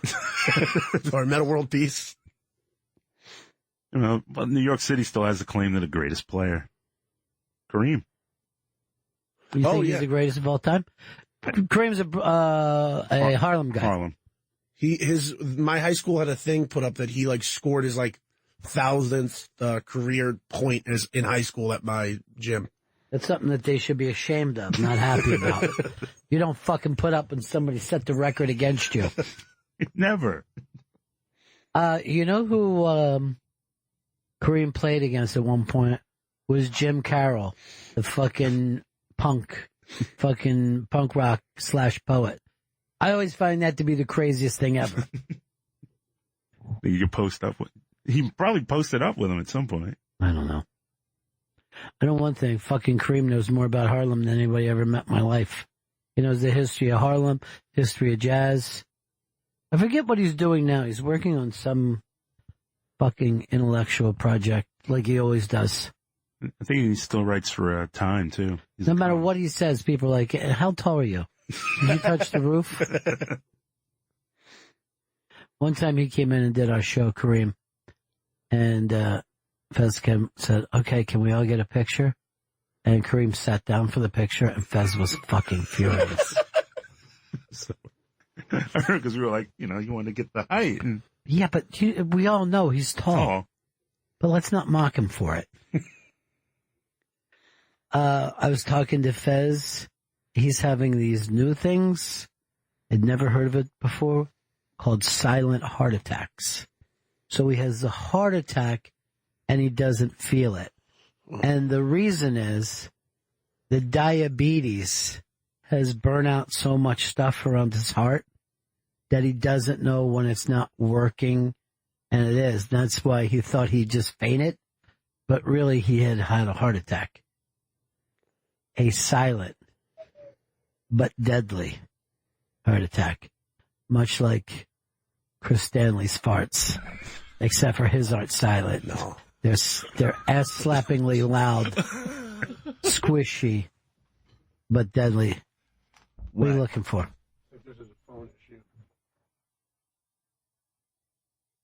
What happens here? Not one. Oh my God! And he's been sitting there that long. Who told you? Chris told me. Why wouldn't he tell me? Now, listen to the dead air before I get the answer. Why wouldn't you tell me? Because I thought I didn't want to bother you while you were speaking, so I wanted to have Vito just take a look to see if everything was okay. It never is okay. Johnny? Bennington? It was the same thing. We did not mean to. That's okay. We know you're we hear from Earl the way you melt down when things don't go your way. No, I just listened to the show. It was very enjoyable listening to Jersey talk, which... New Jersey is where you grew up. This is true, so it's relatable. But I would say that, you're leaving out a very big portion of jerseys, which would be the college jerseys in these college towns where you're getting, 80, 90,000 people who are going to a game. Like at Michigan at the Big House, 110,000 people are all wearing jerseys. And it's like... First of all, we said football or basketball. That's what they're wearing there. I think that I thought it was more pro football. Like I just watched the highlight. OSU is rolling out this weekend a throwback jersey for the 20th. I think it was the 20th anniversary of Barry Sanders. So they're going back to the big orange jersey with the white helmet and the orange. All right, let's stop there for a second. Barry Sanders had to play in college longer than 20 years ago, right? It was. Let's see, like maybe it's 30th anniversary, 25, okay. But it was there's Johnny, there's starting to be some holes in this story. Here's what I wear, Johnny. I don't know if anybody else does. And it's college based, but I wear the old marching band stuff from different eras. And people are always saying, take off that hat. I can't see the game. And I go, no, I fucking support my band. That's brilliant. Thanks. And just the fact that I don't own or wear any sports jersey for any team that I like. Never have, never will. I tend to wear the pants. Like I'll put on the baseball pants. I'll come in, just wearing a regular shirt, but I'll have on the basketball pants. A lot of people get offended when I wear the Boston Celtics 1981 basketball shorts. They're saying they can see my nuts. I just did a spit take in my car. Thank you. Oh. And, football jerseys do not go down to players' knees. Yes, they do. Okay, I want you to watch the game tonight and watch when there's a guy with his shirt untucked. And you tell me that it goes down to their fucking knees. He's right, Vito. He caught you. So how far does it go down, He caught you in a fucking lie. How far does it go down, Johnny? Some guys don't even tuck their shirt in. They get them altered and tailored so they're low right to the belt. And shoulder pads. Watch a game. Watch a Seattle game and look at Michael Bennett, the defensive end. He doesn't even wear shoulder pads. He wears smaller shoulder pads than a hockey player. So it's not. The jerseys don't come to their knees. If the thing came out, go look up Can Tom I tell Brady's... you something? Yeah, I think he's right. No. I was lying about the fucking marching band stuff. I'm willing to admit it. Go look up Tom Brady. Trying to get people to like me. Go look up Tom Brady's game-worn jersey. It looks different than what you'd buy at a store. That's different than what you said. You said down to the knees. Yeah, you said down to their knees. All right, Johnny. Sorry, to their thighs, Johnny. To their hamstrings. I mean, you're acting like it's nothing. There's a big difference between a thigh and a knee. I mean, you're looking at a foot and a half. I don't think they go past their balls. I think it's a little bit below the waist. All right, I'm going to just point this out.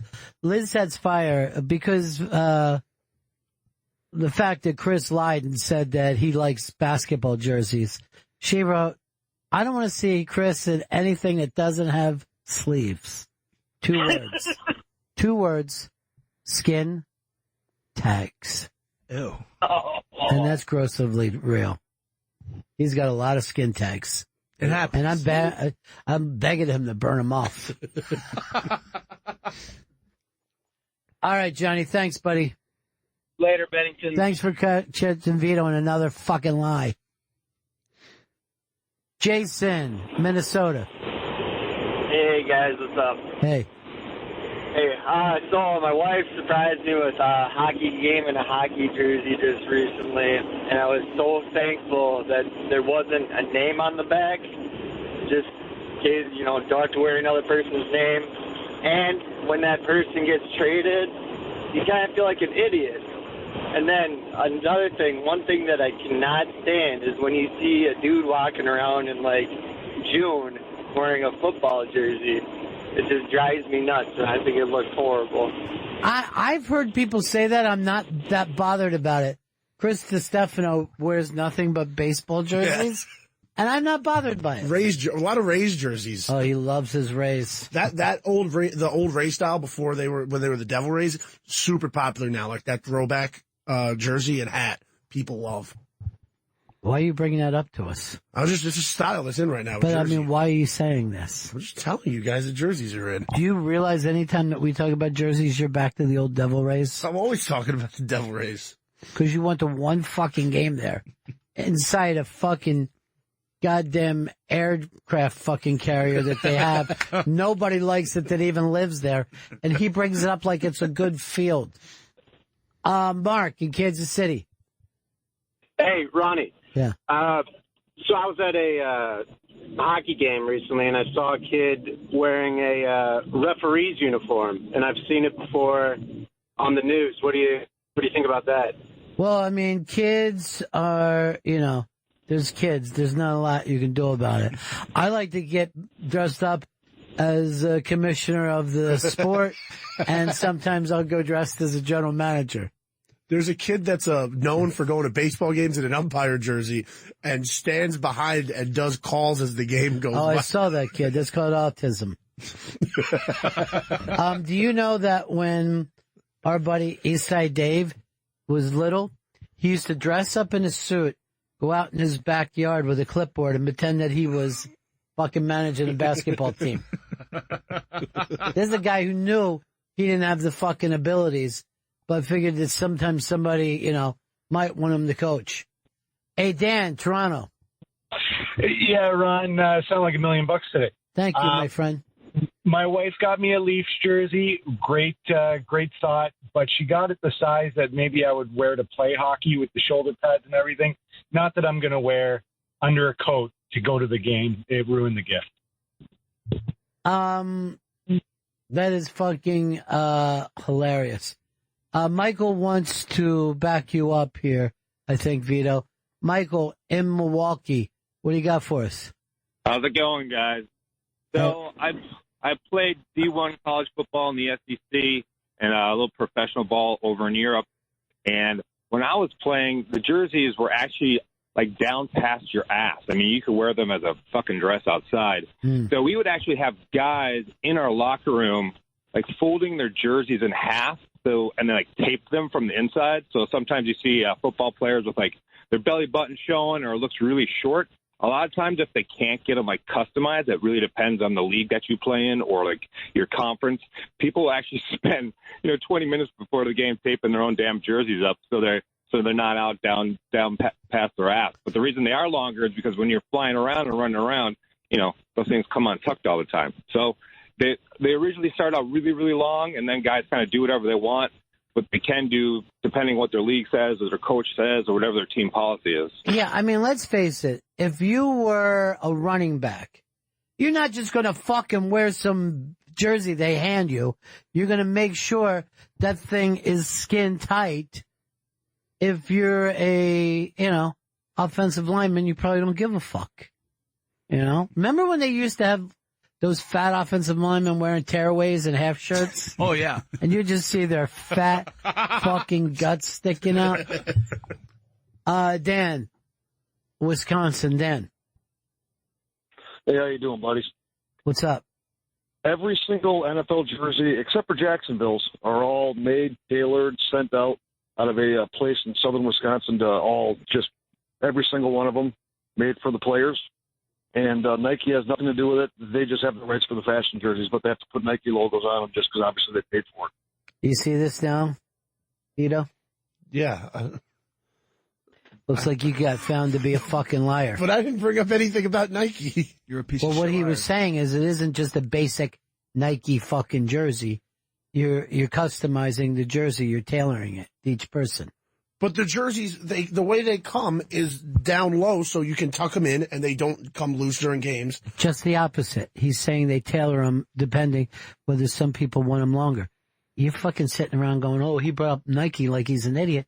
It just proves that you weren't listening to what was being discussed. I'm going to go to Chris Stanley. Chris, was Vito paying attention, or was he a daydream Johnny? Daydream Johnny. And that's from Chris Stanley, who loves you. Earl, what do you think? I'm going to take the old Monkeys line. He was daydream believing. Okay, daydream believing. I think let's go to the judges. Yeah, they're going to let us do that. So here's the thing, Vito. If you're going to fucking sit in here, pay attention to what's going on. Don't be looking up and thinking about what kind of gwumpies you're going to eat tonight. Is there anything I should be promoting? Fucking Chris forgets that I'm going back home to Poughkeepsie. I don't even have that in front of me, Chris. All the fucking papers in the world you have. And my return to Poughkeepsie, my old high school, I already heard from my vice principal who used to suspend me, Joey Glick. He's going to be showing up from Poughkeepsie High. That's happening Saturday, November 3rd at Laugh It Up Comedy Club in Poughkeepsie, New York. Go to laughitup.net for tickets. I don't know if this means anything to anybody, but the mayor of Poughkeepsie is coming to see me do this. And the assistant mayor, and let's face it, that's one fucking heartbeat away from the mayor's job. It's going to be star-studded. Stars or public servants? Public servants studded. Studded. Yeah. You going this time, Chris? You're going to fuck me in the ass like you do every other time. I don't. But you run off for fucking Jay when he's in Philly. You get on the fucking Stars bus for that. I went for you. I didn't even see you that night, and I'm the one who called you in, and right away you go and sit next to Jay. I was just in the middle, you know? No, you weren't in the middle. I went out of my way to fucking open that middle seat where Bam was sitting, and you took it and moved it around to the other side to put Jay in the middle. You're a bad person. Yeah, Vito, He's just a bad person. At least I'm not a daydreamer or a fucking liar. That's true. Okay, you could go back to that one thing. Two. That's daydreaming and lying. Yeah. You don't pay attention and you lie I don't pay constantly. attention to you because nothing you say matters. Everything I say matters. He's not going to Poughkeepsie. How's he going to get there? He doesn't drive. Well, he does on the basketball court, doesn't he?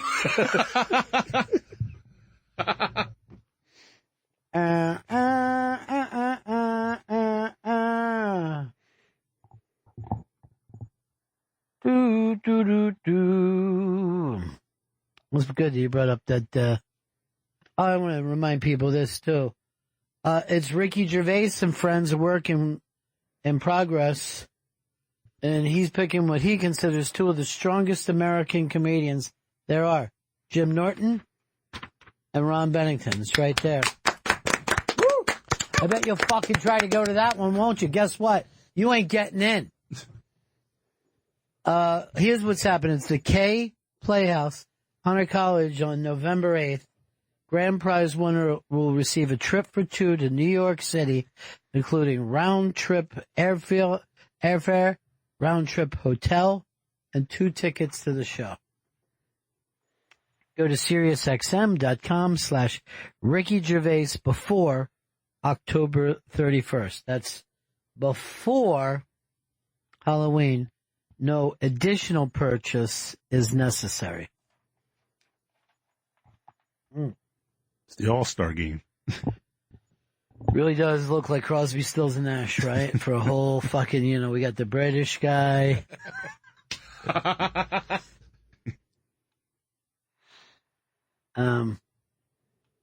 gotta think of some jokes for it, though. All right, so, Halloween, that's big. This, thing about, I was trying to stop people at the border I see President Trump is trying to stop people from heading to the border. Let's just hope Taco Bell doesn't do that when you run for the border. What's the other big news? All right, the Saudi Arabians. Yeah. Journalist. Oh, yeah. So they wrote a kill the journalist. Oh, this is a shocker, huh? An Arab killing another Arab. And where did it take place? Turkey? Yeah. Okay, all right. So it took place in Turkey, and I know one thing, I'll be getting plenty of turkey this Thanksgiving. I like to rip shit from the headlines, is what I like to do. It's a topical show. Yeah. What else is happening in the news right now? The Kardashians? Is that it? They're in the news. There's their sisters, and there's a brother. Did you see that thing that they were running all week that was basically anti about the Bruce Jenner getting the sex change? So Kim Kardashian was doing Alec Baldwin's new, his new fucking TV show. And she's like, she went out one morning and she saw him dressed up as a woman. And the mom said, did you see Bruce cheating? And she said, I wish. Isn't that weird that would be considered, like that? How about this? I saw Kim Kardashian on the new Big Alec Baldwin show. I got to tell you the truth. I think she made an ass out of herself.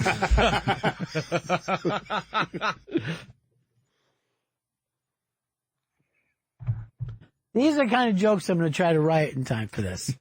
What else? Give me something out of the news right now. And the World Series is starting tomorrow. Oh, yeah, the World Series. You got Boston strong. Don't want to go there. Let's face it, we don't want to do anything about that. Yeah. Playing the Los Angeles Dodgers. Los Angeles, home of the fruits and the nuts. And by that I mean gays and insane. This is going to go great. Yeah. If you guys are to be believed, this is going to go great. Who's coaching the Dodgers now? Dave Roberts is the manager. Oh, great. So I saw Dave Roberts at the game the other day. I almost didn't recognize him without a dick in his mouth. Kind of give him a little jab. I mean, my thing is I only roast the ones I love. Let's get that fucking straight. So if I'm saying something horrible about you, it means I love you. If I don't mention you, I hate your fucking guts. That's why you're not going to hear any Hitler stuff out of me. Speaking of Hitler, have you seen Trump's poll numbers? Earl, you're still in the Antifa gang, right? That's who you're running with? The first rule of Antifa, you don't. Here's my thing, though. I'm in a Profa gang. We call ourselves the Droogies. Just really loving fascism. Can't get enough of it. What do you hate so much about fascism, Earl? Why don't you give it a chance first? They kind of go after the black guys first. Why? What fucking system is good to black people, Earl? Democracy? Really? Name one place. I went over to fucking Africa. I only saw one white guy in the whole town. He was running it. Earl, when I do that joke, I want to point at you and you stand up.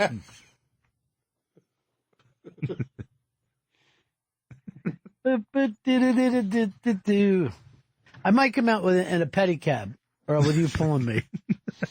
And I have like a small whip. I'm not really going to be whipping you. You're right next to your head. It's just a prop. Yeah. Oh, you know what I've been into lately? And I used to drink this all the time when I was a kid. Now I do it now, is Welch's grape juice. You know why? It's good for you. The antioxidants. You know what I'm saying? Yes.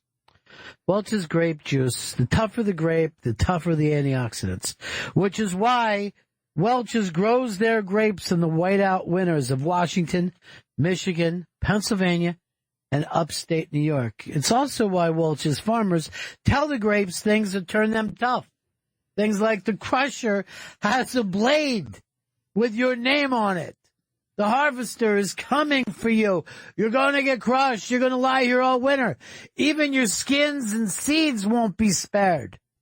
Your stems will be ripped apart. Your seeds are too puny.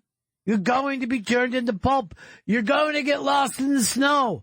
Nobody will find you. You'll freeze alone. Nobody will remember your name. Then the grapes get the silent treatment. And after the grapes have sat there wondering if they'll ever hear anything again, they hear the harvester. And then finally, the pulverizer as they're smashed into delicious, antioxidant-rich grape juice. The world's toughest antioxidants. Welch's, tough as grapes. Welcome back to Bennington. Paul Virzi's in studio. Paul's special premieres November 2nd on Comedy Central, and it'll be at the Tempe Improv this Thursday, October 25th, with Dean Del Rey and Joe Bartnick. TempeImprov.com for tickets. Now, Paul just showed me a picture of a giant Paul Virzi thing in the middle of Times Square. It's actually one of the coolest memories, and I'm glad it was coming to your show. By the way, you're the only guy that I would come to a show and see you holding a cigar. It's the best. You just put me in the mood, and that's what I'm going to do after this, because you're just holding a stick. And I'm like, oh my God, I love that. But you know what's weird? Not one other cigar smoker on the show. Chris Stanley. No. Seems like he would be a cigar smoker. Yes, you do. Not. Yeah. No, I never really regularly smoke cigars. Vaping is embarrassing to me. Now that's the old school show business dream.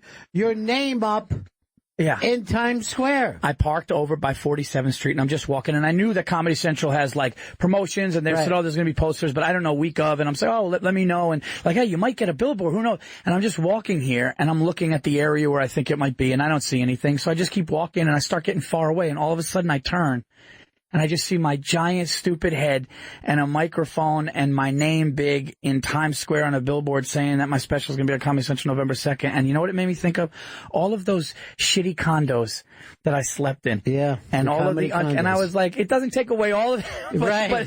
Because some you can't get back. Right. But it takes away a lot. So there is an incredible amount of humiliation in comedy before anything good happens. It is. It's, I've performed in living rooms. I stood on a Coca-Cola crate. Right. In a bar in Jersey. And I was talking to people as they were getting chicken parm delivered to them. And they're looking around me to they wanted to just not see me. Right. And I'm there. And, so this is pretty cool. But here's the interesting thing. Just because you got a special don't mean those nights aren't coming. Oh, it's coming back. Yeah. Yeah. That still happens. Oh, that's going to come back. Yeah. 100. It's still, that's what people don't understand. That's comedy. Yeah. That's comedy. You think that you make it to a certain point and it's nothing but dignity, but no. No. Doesn't happen that way. But this has been the dream since the beginning, right? This is something you always wanted. Yeah. I've been a pro for about 16, 17 years. It's been a long time. And I said to my wife, I was like, this is pretty cool. She was with me when literally nothing. No manager. I was doing contests. I was doing urban rooms. I would show up as I was literally doing 8 Mile shit. I'm not even kidding. I would show up. Oh, why would you do that? Because clubs weren't putting me up, and people were like, "Hey, man, I think you're funny. Put them on." And I would go. Yeah. I remember I drove one time from upstate New York, Wappinger Falls, New York. My mom's to 125th Street, Uptown Comedy Club in Harlem, and it was 200. All black audience members. I'm one of the only white souls in there. Do 5 minutes, 6 minutes for no money, and it was you're either going to get booed or not. But I had to do it. But those audiences, they love to say you're not good enough, too. I know a lot of black comics who said some of those rooms were too black for them. That was too black. Sometimes, but when you kill there, they will love you. That kind of makes you leave going, oh, maybe I could do something. Yeah. Yeah. Yeah, exactly.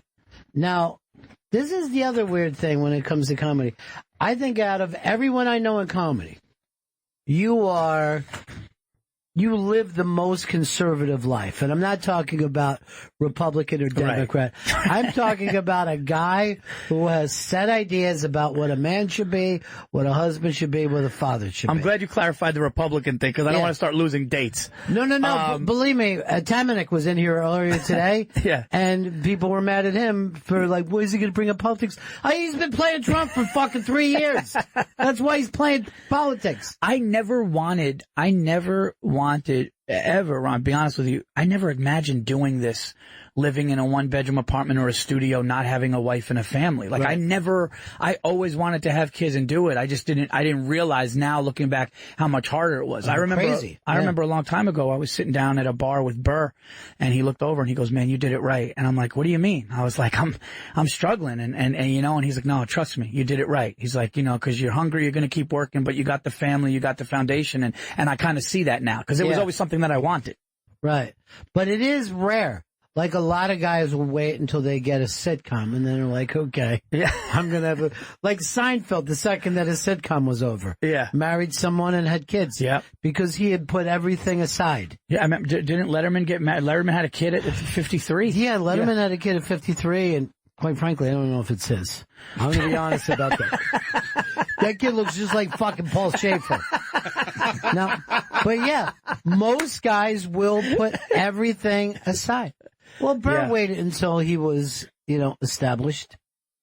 Right? Yeah. He was... There's a couple of us that like talk about it and go, "Hey man, like with the kids and stuff." But, it's, I think it helped me though, right? Because to be honest with you, if I was running around single doing spots and then somebody say, "Hey, you want to do a shot?" and then being up drinking till 3, 4 in the morning and waking up, I didn't want that, man. I like the structure. I like You do. That's what I mean by conservative. You're like, even when we did Creeps with kids with Bobby. That was so fun. But the first thing you say is, "Look, I just want to get this out here. I'm no creep." Oh yeah. And I was cracking up. Yeah, you did not want the label. No, you were funny. You went back on and called that out. But yeah, it was like in my head. Yeah. Because you were like, "Listen, these are guys, and they're kind of, quite frankly, they're creeps with kids." And I was like, "Look, I just want to clear something up. I'm a good, But no, it's one of those things where, like, I want to have both. I want to have a normal life. I want to have a normal life, and then this is what I do. My wife is amazingly supportive and great. So, I'm lucky, man. I'm one of the lucky ones. There's a song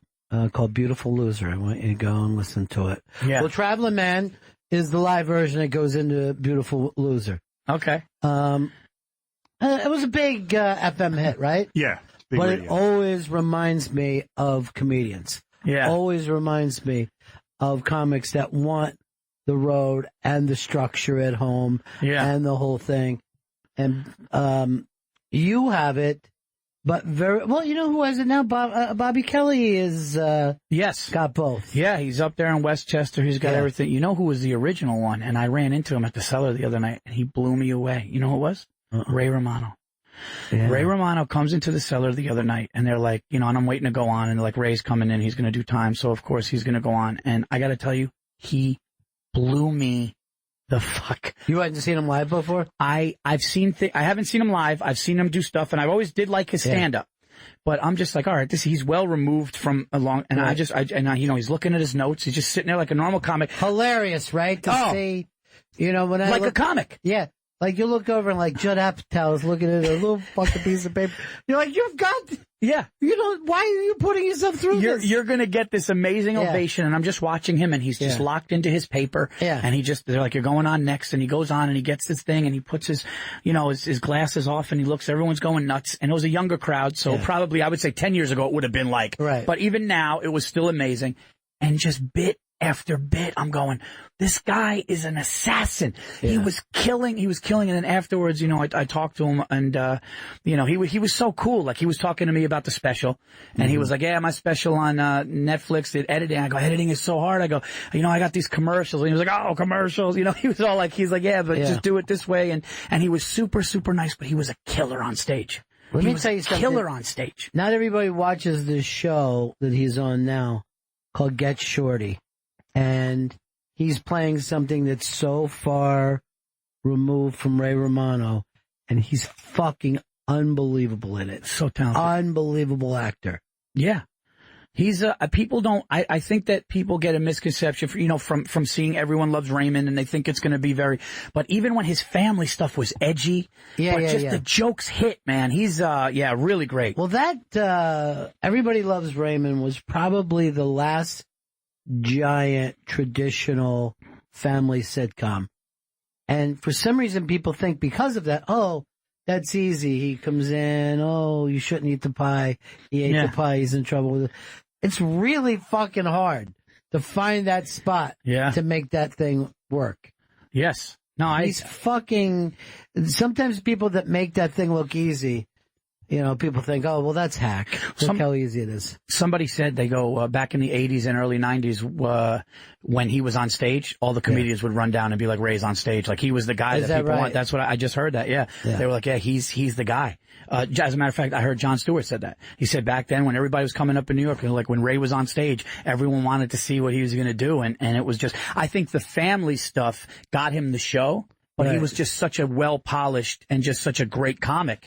You know, but I saw it. I was actually blown away. I said to him, I was like, and I didn't want to be that guy going up to somebody who's, but you were, though. I 100% was. I said, when I called it, said incredible, but it really was. It was great. Well, that's cool that he was crushing it, though.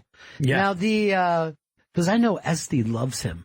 Like Esty thinks he's the be all, Oh, okay. And because they go back, like you said, to the 80s together, Long time. Like, that had to be incredible even for her to see him get that show.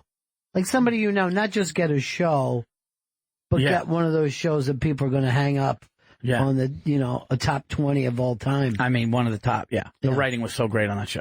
It's just rare. It's so funny that so many comedians have that in the back of their mind that they want to do. Because it's just so rare for a sitcom to work. Yeah, and I never liked, to be honest with you. I'm not like did you ever run home and watch I would watch like reruns, and there were certain things I'd watch with like, if I was watching Raymond at night, I'd laugh, or if there was a great old Seinfeld, but I was never a sitcom-y, and I never, I watched, for me, Eddie Murphy. Right. Like I liked more of like the raw storytelling, just be, like I never looked at it like, I want to be like, I want to get a sitcom. That was never my thing. By the way, go back. This thing's on AMC, and I was just bringing it up earlier. My guys haven't seen it yet, but W. Kamau Bell put together this 20 years after Bring the Pain, Chris Rock, and to me that was one of the major great ones of all time. Yeah, classic. And it went through of like what he did to do that. It was originally supposed to be a half hour. Yeah. And then they told him, this is working, let's make it an hour. But he, like leading right up to the last moment, didn't know whether that shit was going to work. Because he had done that in some rooms that it didn't work at all. Right. And then there's part of that, and Earl, you would probably, the famous bit, right? Yeah. There's two kinds of, well, they were saying, because I brought this up in Unmasked before, I've seen a lot of white people use that in the wrong way. And there were black comics going, I kind of love that bit and wish no white people ever saw it. And I was fucking falling out. Yeah. That's a groundbreaking bit, and everybody was talking about that. I don't think you could do it now. I don't think that you could stand on stage and do that in today's climate. I don't think HBO would run it. I think there's a lot of specials, if you look back in the 80s and 90s, with certain things that they said, that if you said now, it would just be between bloggers and groups and the PC culture we're living in. I think that those, there'd be people protesting clubs, for sure. Oh, absolutely. Yeah. Sometimes they don't even listen to what the bit's about. Like, in the occasion of that bit, it's perfect. It's fucking so smart. Yeah. And everybody, like, if you're an Italian, you can fucking understand. Yeah. There's two kinds of Italians, the Guidos, and, you know what I mean? There's if you're of any ethnic group, there's people that embarrass you. And there's also people that sometimes we celebrate bad shit in our ethnic group. Yeah. Like, I'm Irish. We love headbutting and being drunk.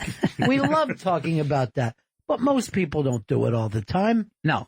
It's just a small, Yeah. But the ones that do it, they fucking get all the press. Well, that Eddie Murphy Raw with Italians going to see Rocky. I mean, that's still one of my all-time. Fucking hilarious. I mean, it's one of my all-time favorite, things ever. Yeah. It is. Oh, it's the best. I saw the first time I saw Rocky, me and my friends fucking drove straight to Philly at night, went to Pat's, ate there like they did in the movie, and then ran up the fucking steps. And it's like 3 o'clock in the morning. And people haven't stopped running up those fucking steps. Now, are you a Pats or you're a Pats guy? No. I don't go to either one of those fucking, you know what I mean? To me. See, people from there never always say that. It's like stepping in Times Square and getting a slice. You know what I mean? Yeah. It's like if I ask you what Ray's Original is your favorite. There's a lot better places. Okay. But I would go to Pat's before the racist guy. The guy who put up the, you better be able to speak English and all that fucking shit. Oh, okay. I don't need that. Yeah. You know what I mean? I know how you are. I'm not going to judge you, Paul, but I don't need that. Why don't you plug this special? We're all so fucking excited about it, Chris. Paul's special, Bill Burr presents Paul Virzi, I'll Say This, premieres Friday, November 2nd on Comedy Central, and he's performing at the Tempe Improv this Thursday with Dean Del Rey and Joe Bartnick, TempeImprov.com for tickets. That's fucking fun, being with Bartnick, right? Yeah, it's so cool to that we're on the All Things Comedy Network for our podcast. Oh, is that right? And they do a festival in Phoenix every October. Oh, that's right. Yeah, and we did it last year. They do it at Stand Up Live in Tempe, and they were like, hey, why don't you guys, how about you, Bartnick and Dean, you go up to 20, 25 each, have a great time, and we're like, absolutely, we're all friends. Yeah. So it's great. And Bartnick is, Bartnick's Dean who's on this? I didn't hear. Dean Del Rey. I love Dean Del Rey. I just did his fucking podcast not too long ago. Oh, Let There Be Talk. Yeah, Dean's great. We got so sickeningly into rock that I was going heading home going like this. I think that went too far. I think that was minutia. Because he knows everything. Oh, he knows everything and he knows everyone. Yeah. Like, he's the type, he'll just be like, yeah, I had, Guns N' Roses on my pod. I'm like, what? Yeah, I know. He started out as a musician, so yeah, he's a really interesting dude, man. Now, this special, you shot it up state a little bit. Where'd you shoot it? I shot it at the Terrytown Music Hall. Love that place. Yeah. Love it. Yep. It's great. Perfect fucking size for a show. It is. Perfect. Yeah. And who brought you out? Because I know it was Burr and Pete Davidson. Which this is what's her name? This is pre Ariana Grande. This is pre. But could you believe that we saw Pete become a gossip boy? Like gossip was following him? I mean, Pete went from he's a good friend of mine. We were smoking a cigar. Speaking of cigars, we were smoking a cigar in Manhattan, and he goes, hey, I want to direct your special. So this is how this all came about. Really? And, he went from famous to he's becoming memes. Right. Like he's, you know what I mean? He's, I wish him the best. He's a really good dude. He's a great fucking kid. Great dude, man. Yeah. And, but that was weird to see somebody that turn into, I don't know where you put that fucking, like a Kardashian almost? Well, it was overnight. It was funny because we were just hanging out and he's like, yeah, I think I'm going to be dating somebody. And I was just like, who? And then he just says this mega international star. And I was like, all right, man. Well, you coming over for football? It's my friend. So, right. Yeah, I saw that picture was going around with you. You were with him. It was a bizarre night. Yeah. We were all at the Cellar. Yeah. And John Mayer happened to be there. And then, Pete and Ariana, and we were just sitting there, and then all these people, and then all of a sudden I was like, hey, everybody take a picture. And then somebody's like, you were in the most random picture ever. I know. But, yeah, it was weird. But that's the kind of shit that gets picked up everywhere. Yes. Yeah. And it does, which you need something like that to happen now with the special coming out. Yeah. I didn't know that Pete directed it. No, he executive produced it. He originally wanted to. Yeah. And I didn't know what that meant. I go, what are you going to hold a fucking camera? I didn't know. It's a special. I'm just going to be up there. But, sometimes directors have ideas of doing this and lighting and certain things. And I didn't know. He's like, you know what? Then let's just, he didn't do one yet. He's like, let me just be an EP on it. Oh, it's so fucking funny. Yeah. I know Bobcat Goldthwait has directed other people's Bobby specials. Kelly. Is that right? Yeah, he did Bobby Kelly's. Yep. Yeah, that's a fucking good special, too. Yeah. Really, I never really met strong. Bobcat. Do you met him? Yeah, for years. He, I probably first met him in the late 80s, early 90s. Okay. And now he's one of my favorite fucking directors. He makes unbelievably great movies. And they're trying to make a movie about the life of Barry Crimmins, And Apatow brought that up to me last time. Matter of fact, did you ever pull together that stuff Apatow asked for? Yeah, it's on my hard drive in the office. How's Apatow going to see it there? Yeah, he's not going to see it there. He wanted all the Barry Crimmins stuff from when he did the show, because I don't think that they know just how like a regular guy Barry was, because he's had these weird fucking things. He spoke in front of Congress against child pornography and all that kind of shit, and he was fucking molested and raped when he was a kid. So Jesus. They get that part of it, right? But not. Yeah. He was just a regular fucking guy, like the Yankees. I never met him, rest his soul. I never Was met that him, right? but I never met him, no. And like when he was like in New York, and I know he was doing some shows in New York and Queens and stuff, I never crossed paths, and I was sad because I heard great things. Well, he is one of those guys. He started fucking Ding Ho back when nobody was doing, outside of New York and LA comedy clubs. And it got big. But he had set it up that everybody does their own stuff, and you don't fucking steal, and you don't blah, blah, blah. And I think even guys that weren't under him came up under people who were kind of taught by him. So guys like Burr have no idea that a lot of their locked in shit comes from him. And when you think of the people that came out of Boston, it's crazy. Oh my God. Crazy, the great comics. It's I was just there with Bill. I got a great story for you because I can't believe this happened, but I just opened for Bill at the TD Garden in the Round where the Celtics play in front of 18,000. And I was minutes away from missing the gig. Okay. So I live in northern Westchester. Yeah. Okay. And I live near the border of Connecticut, right? So for me to hop on 84 and get to New England or to get to Boston is about like a little under 3 hours. Right. I give myself 5. And all of a sudden the Waze starts going up and it starts taking me off this. You know Club Soda Kenny? Yeah. Okay. So Kenny's there and I'm going, Kenny, listen, my thing keeps going up, man. And there's 18,000. This is Bill's biggest, this was Bill's biggest crowd ever. And he wanted me on it. He had another legendary Boston comedian, Tony V. He had Tony on the show. And I'm going, it just went up to 8:02, but I should be all right. And they're going, you have to go into the side. You have to go into the employee entrance. And, long story short, I'm outside the TD Garden. It's 10 after 8. They go, look, we're putting the first guy on. You got 10 minutes to get in here. You have to make the turn. I go, I can't make the turn. I'm in gridlock. I can't make the turn. I have to dump my car, right? And I can't get out. And I'm like, I'm gonna have to get towed and give the city of Boston $500. I don't care. And I'm telling Bill, I said, Kenny, please tell Bill I'm sorry. And I've known Bill for you. I've never been late. And I'm going, I can't get there. So then Berkowitz, the agent calls, Paul, listen, calm down. We don't want you coming in here panicked. Okay. Meanwhile, I'm in an arena. Yeah. And I'm going to be late. And he goes, you got 10 minutes. See what you could do. So the one guy's telling me, park over here. I go, I'm not parking there. I ditch off and I just dump my car.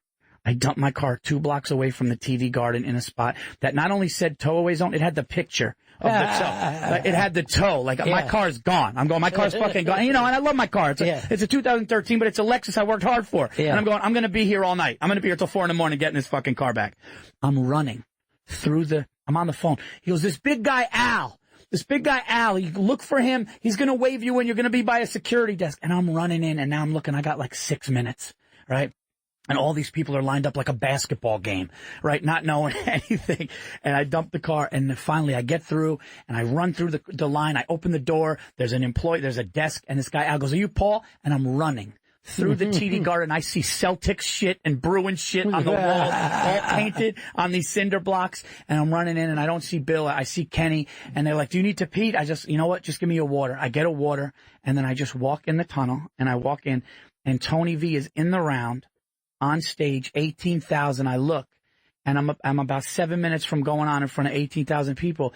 And I just was like, let's go. I had I was like, let's go. Like, I was so fucking angry about being in the car. And then I saw Bill. I walked up to him. I hugged him. I just said, congratulations. And, it was crazy.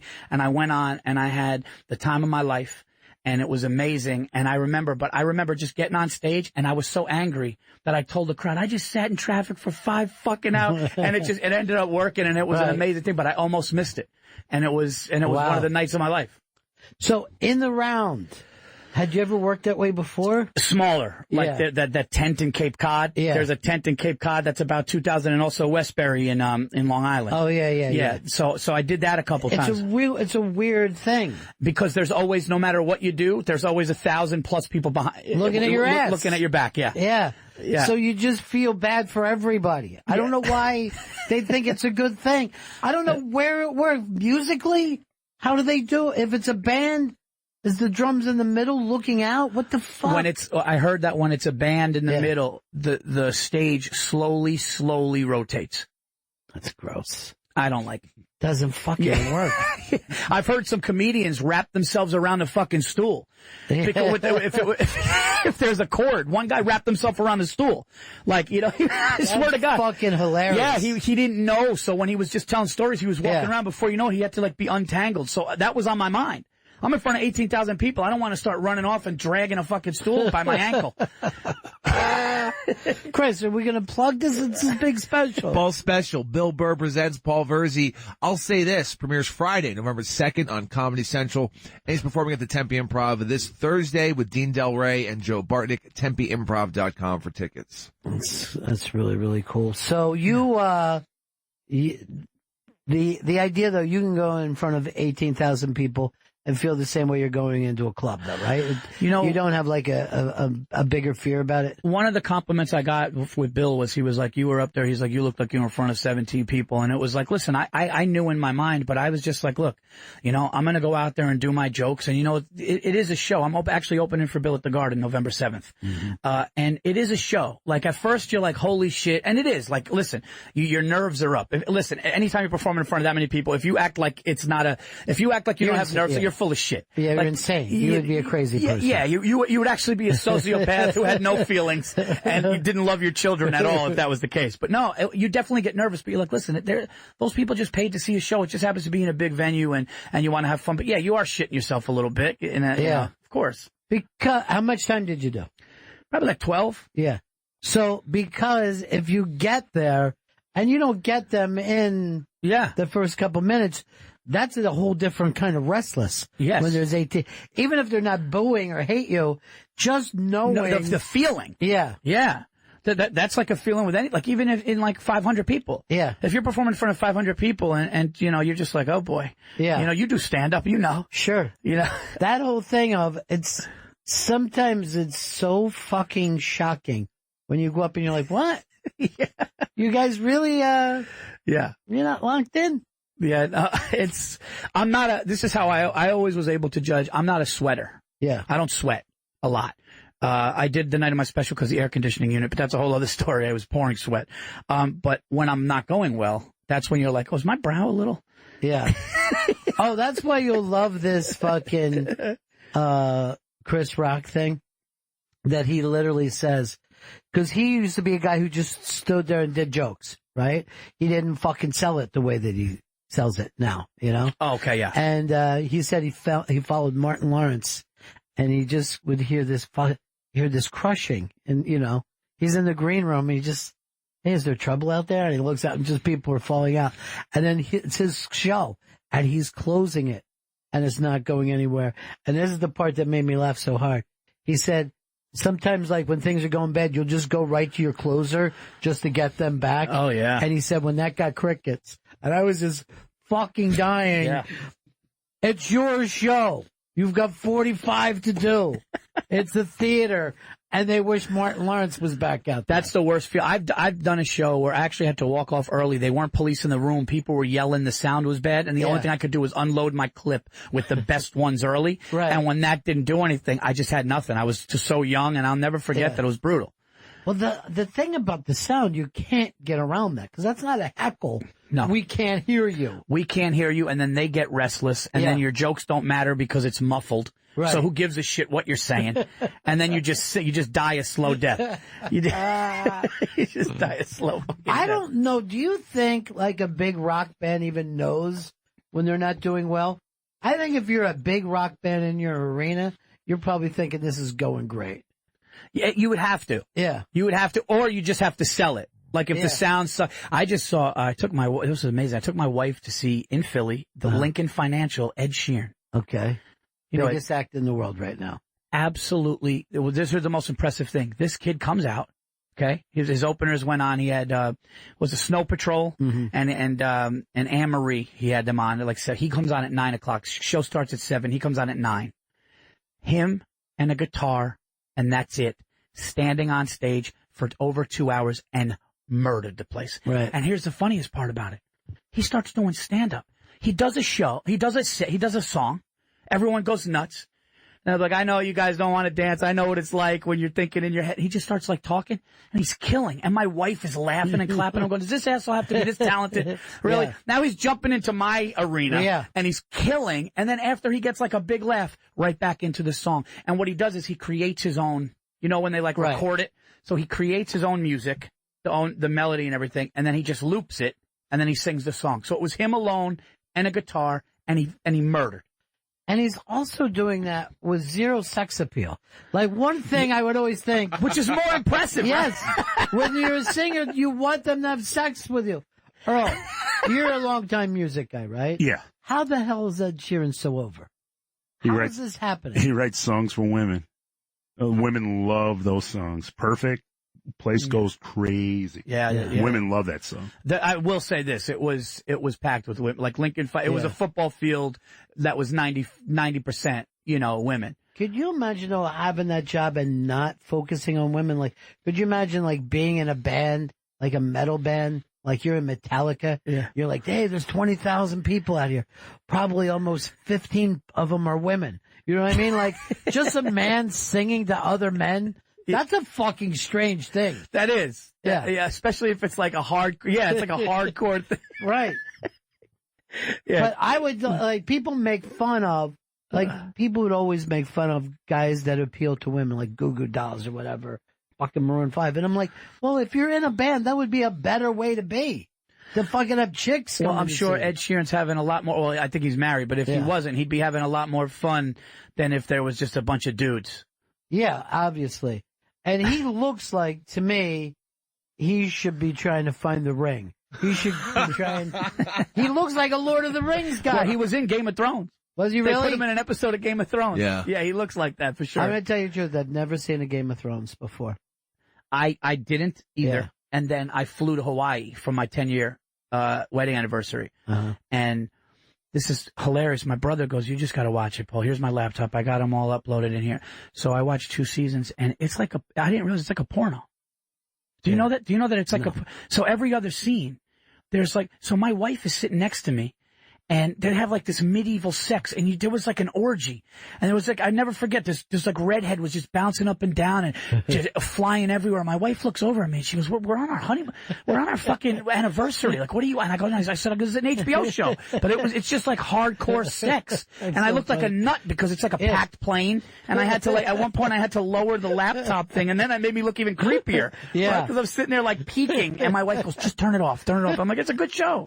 It's a good show. I'm really enjoying it. You watch the dragon shows, right? Yes, I do. I read the books and I've watched the show, yeah. Now, they've already gone past the books, Chris? Way past the books, yeah, way past. And this guy stopped writing books. Because this ends it this year. Yeah, this is the last season, and he hasn't released a new book, I think, like in 10 years or something. All right, here's my prediction. Okay. They're going to kill the Kraken. The Kraken will get killed in the last season. Earl, do you watch it or? Never watched an episode of Game of Thrones, and everyone's yelling at me about it. People call it White Roots. I don't know whether you ever saw Roots.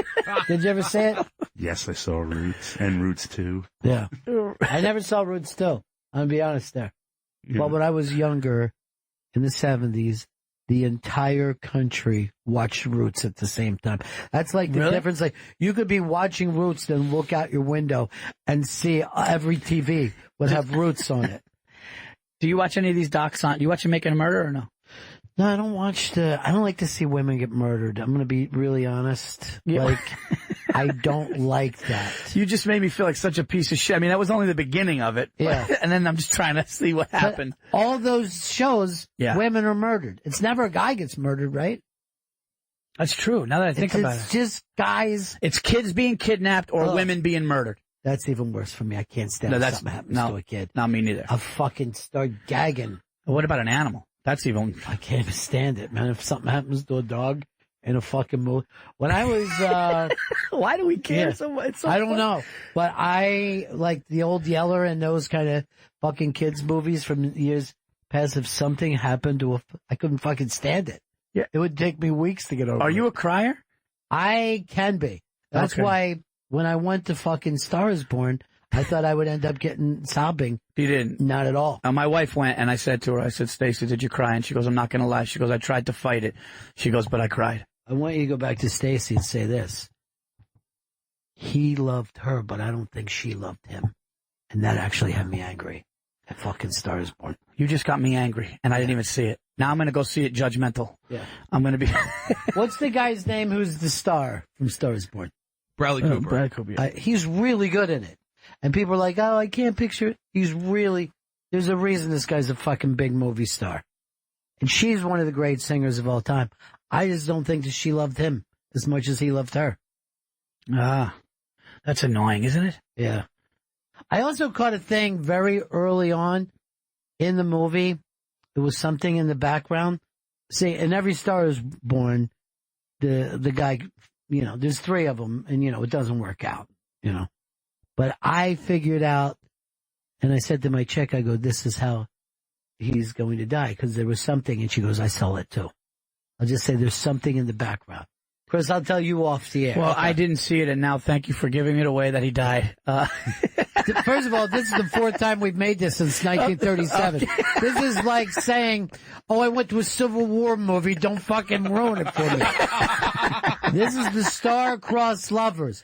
He's older, he's established, he's heading down, she's younger, she's heading Coming up. Okay. Got it.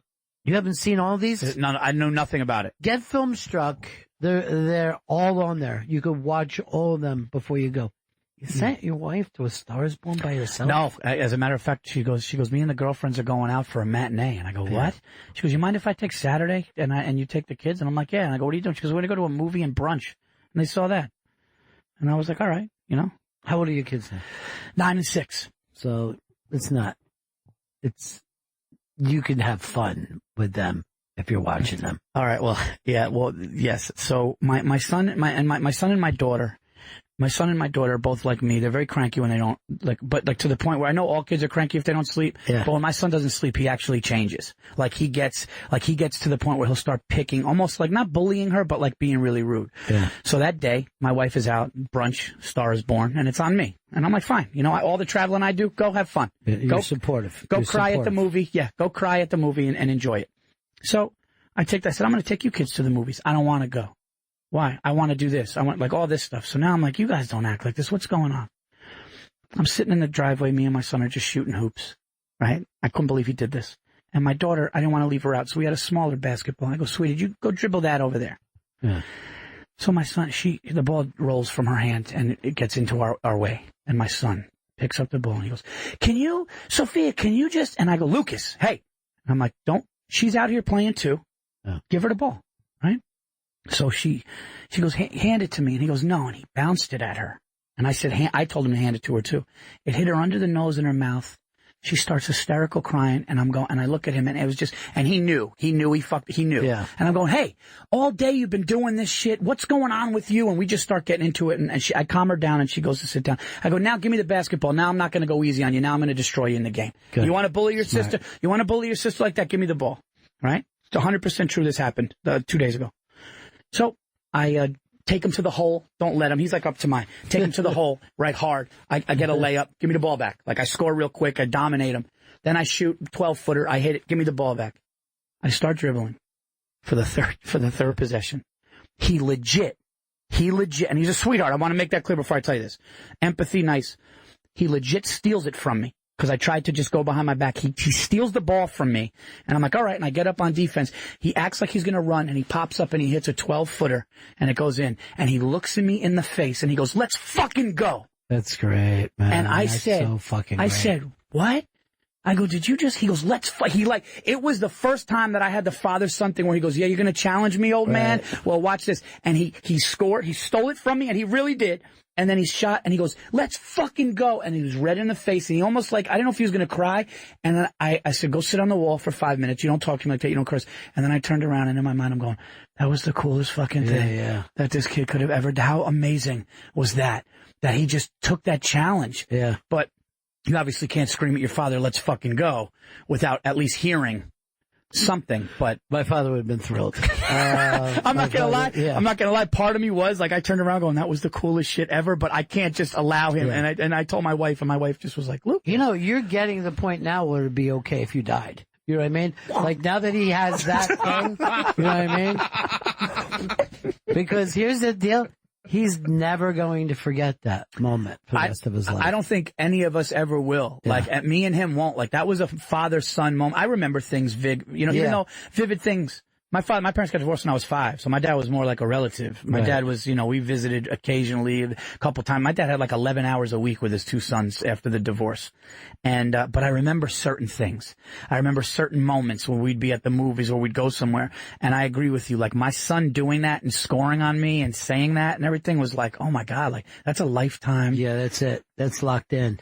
That's locked in. And now, Chris lost his, dad when he was young. Vito lost his dad when he was young. Earl still lives with his dad, and his dad runs a junkyard. Yeah, his dad runs a junkyard. He's the Lamont in the family. No, you live with your parents, right? Yeah, it's Swiss Family Douglas. Where do you live?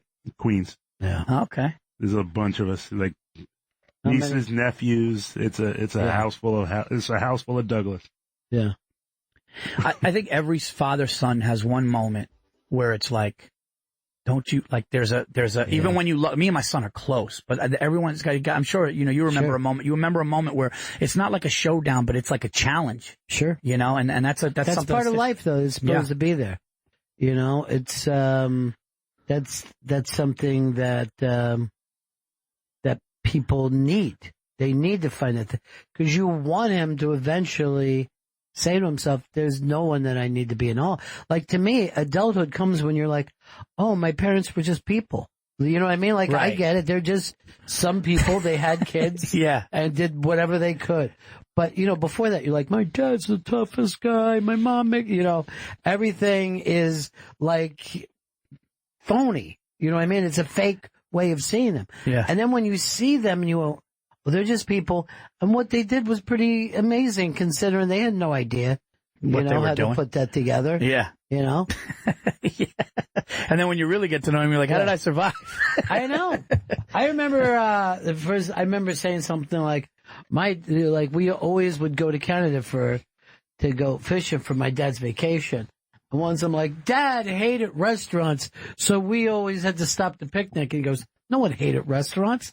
We needed that fucking money to make the fishing trip work. Right. And I was like, what? We didn't have an endless amount of money? No, motherfucker. Kids have no idea how close they are. They don't know. To not eating. Yeah. You're paycheck to paycheck most of your life. No one knows that when they're young. Yeah, and I think that's a mistake parents make, where you try to spoil yours and make them have better. I want my son and daughter to have better than what I had. Right. But sometimes you could turn them into, like, where they want something all the time and you got to watch that. Yeah. But you never know, like, hey, we got to wait till Friday. You just think, my parents are assholes. They always make me wait. Yeah, they make me wait before I can get fucking sneakers. All right, why don't you plug this before but by the way, again, Virzi is so fucking hilarious. Oh, thank you. And he deserves this special. He deserves to have his picture up. He's dedicated his life to this art form, and this is a fantastic. Thank you, Ron. And you've been great to me, and I love the show. Thanks for having me. Thank you. Yeah. Paul's special, Bill Burr presents Paul Virzi, I'll Say This, premieres Friday, November 2nd on Comedy Central, and he'll be performing at the Tempe Improv this Thursday, October 25th, with Dean Del Rey and Joe Bartnick. Go to Tempe Improv. He's not going to get there till the last minute. Yeah, I might be late. Come running into the place. By the way, was your car locked up, or did you get? They took it for me. They actually, the guy gave it the keys to the daughter. She went and got it for me while I was going on stage. That's really great. It was amazing. Yeah, that's great. Anything we need to plug? We'll plug tomorrow. Let's all worry about everything tomorrow. All right, that's it for us. Thank you so much. Thank you, buddy. It was great. Thank you, man. James Atamanuik that was in here today. Check out his stuff. Anthony Atamanuik, his special. Anthony Atamanuik. I get him. James Adomian was the other guy. Yeah. His special for the President Show that airs tonight at 11 p.m. on Comedy Central.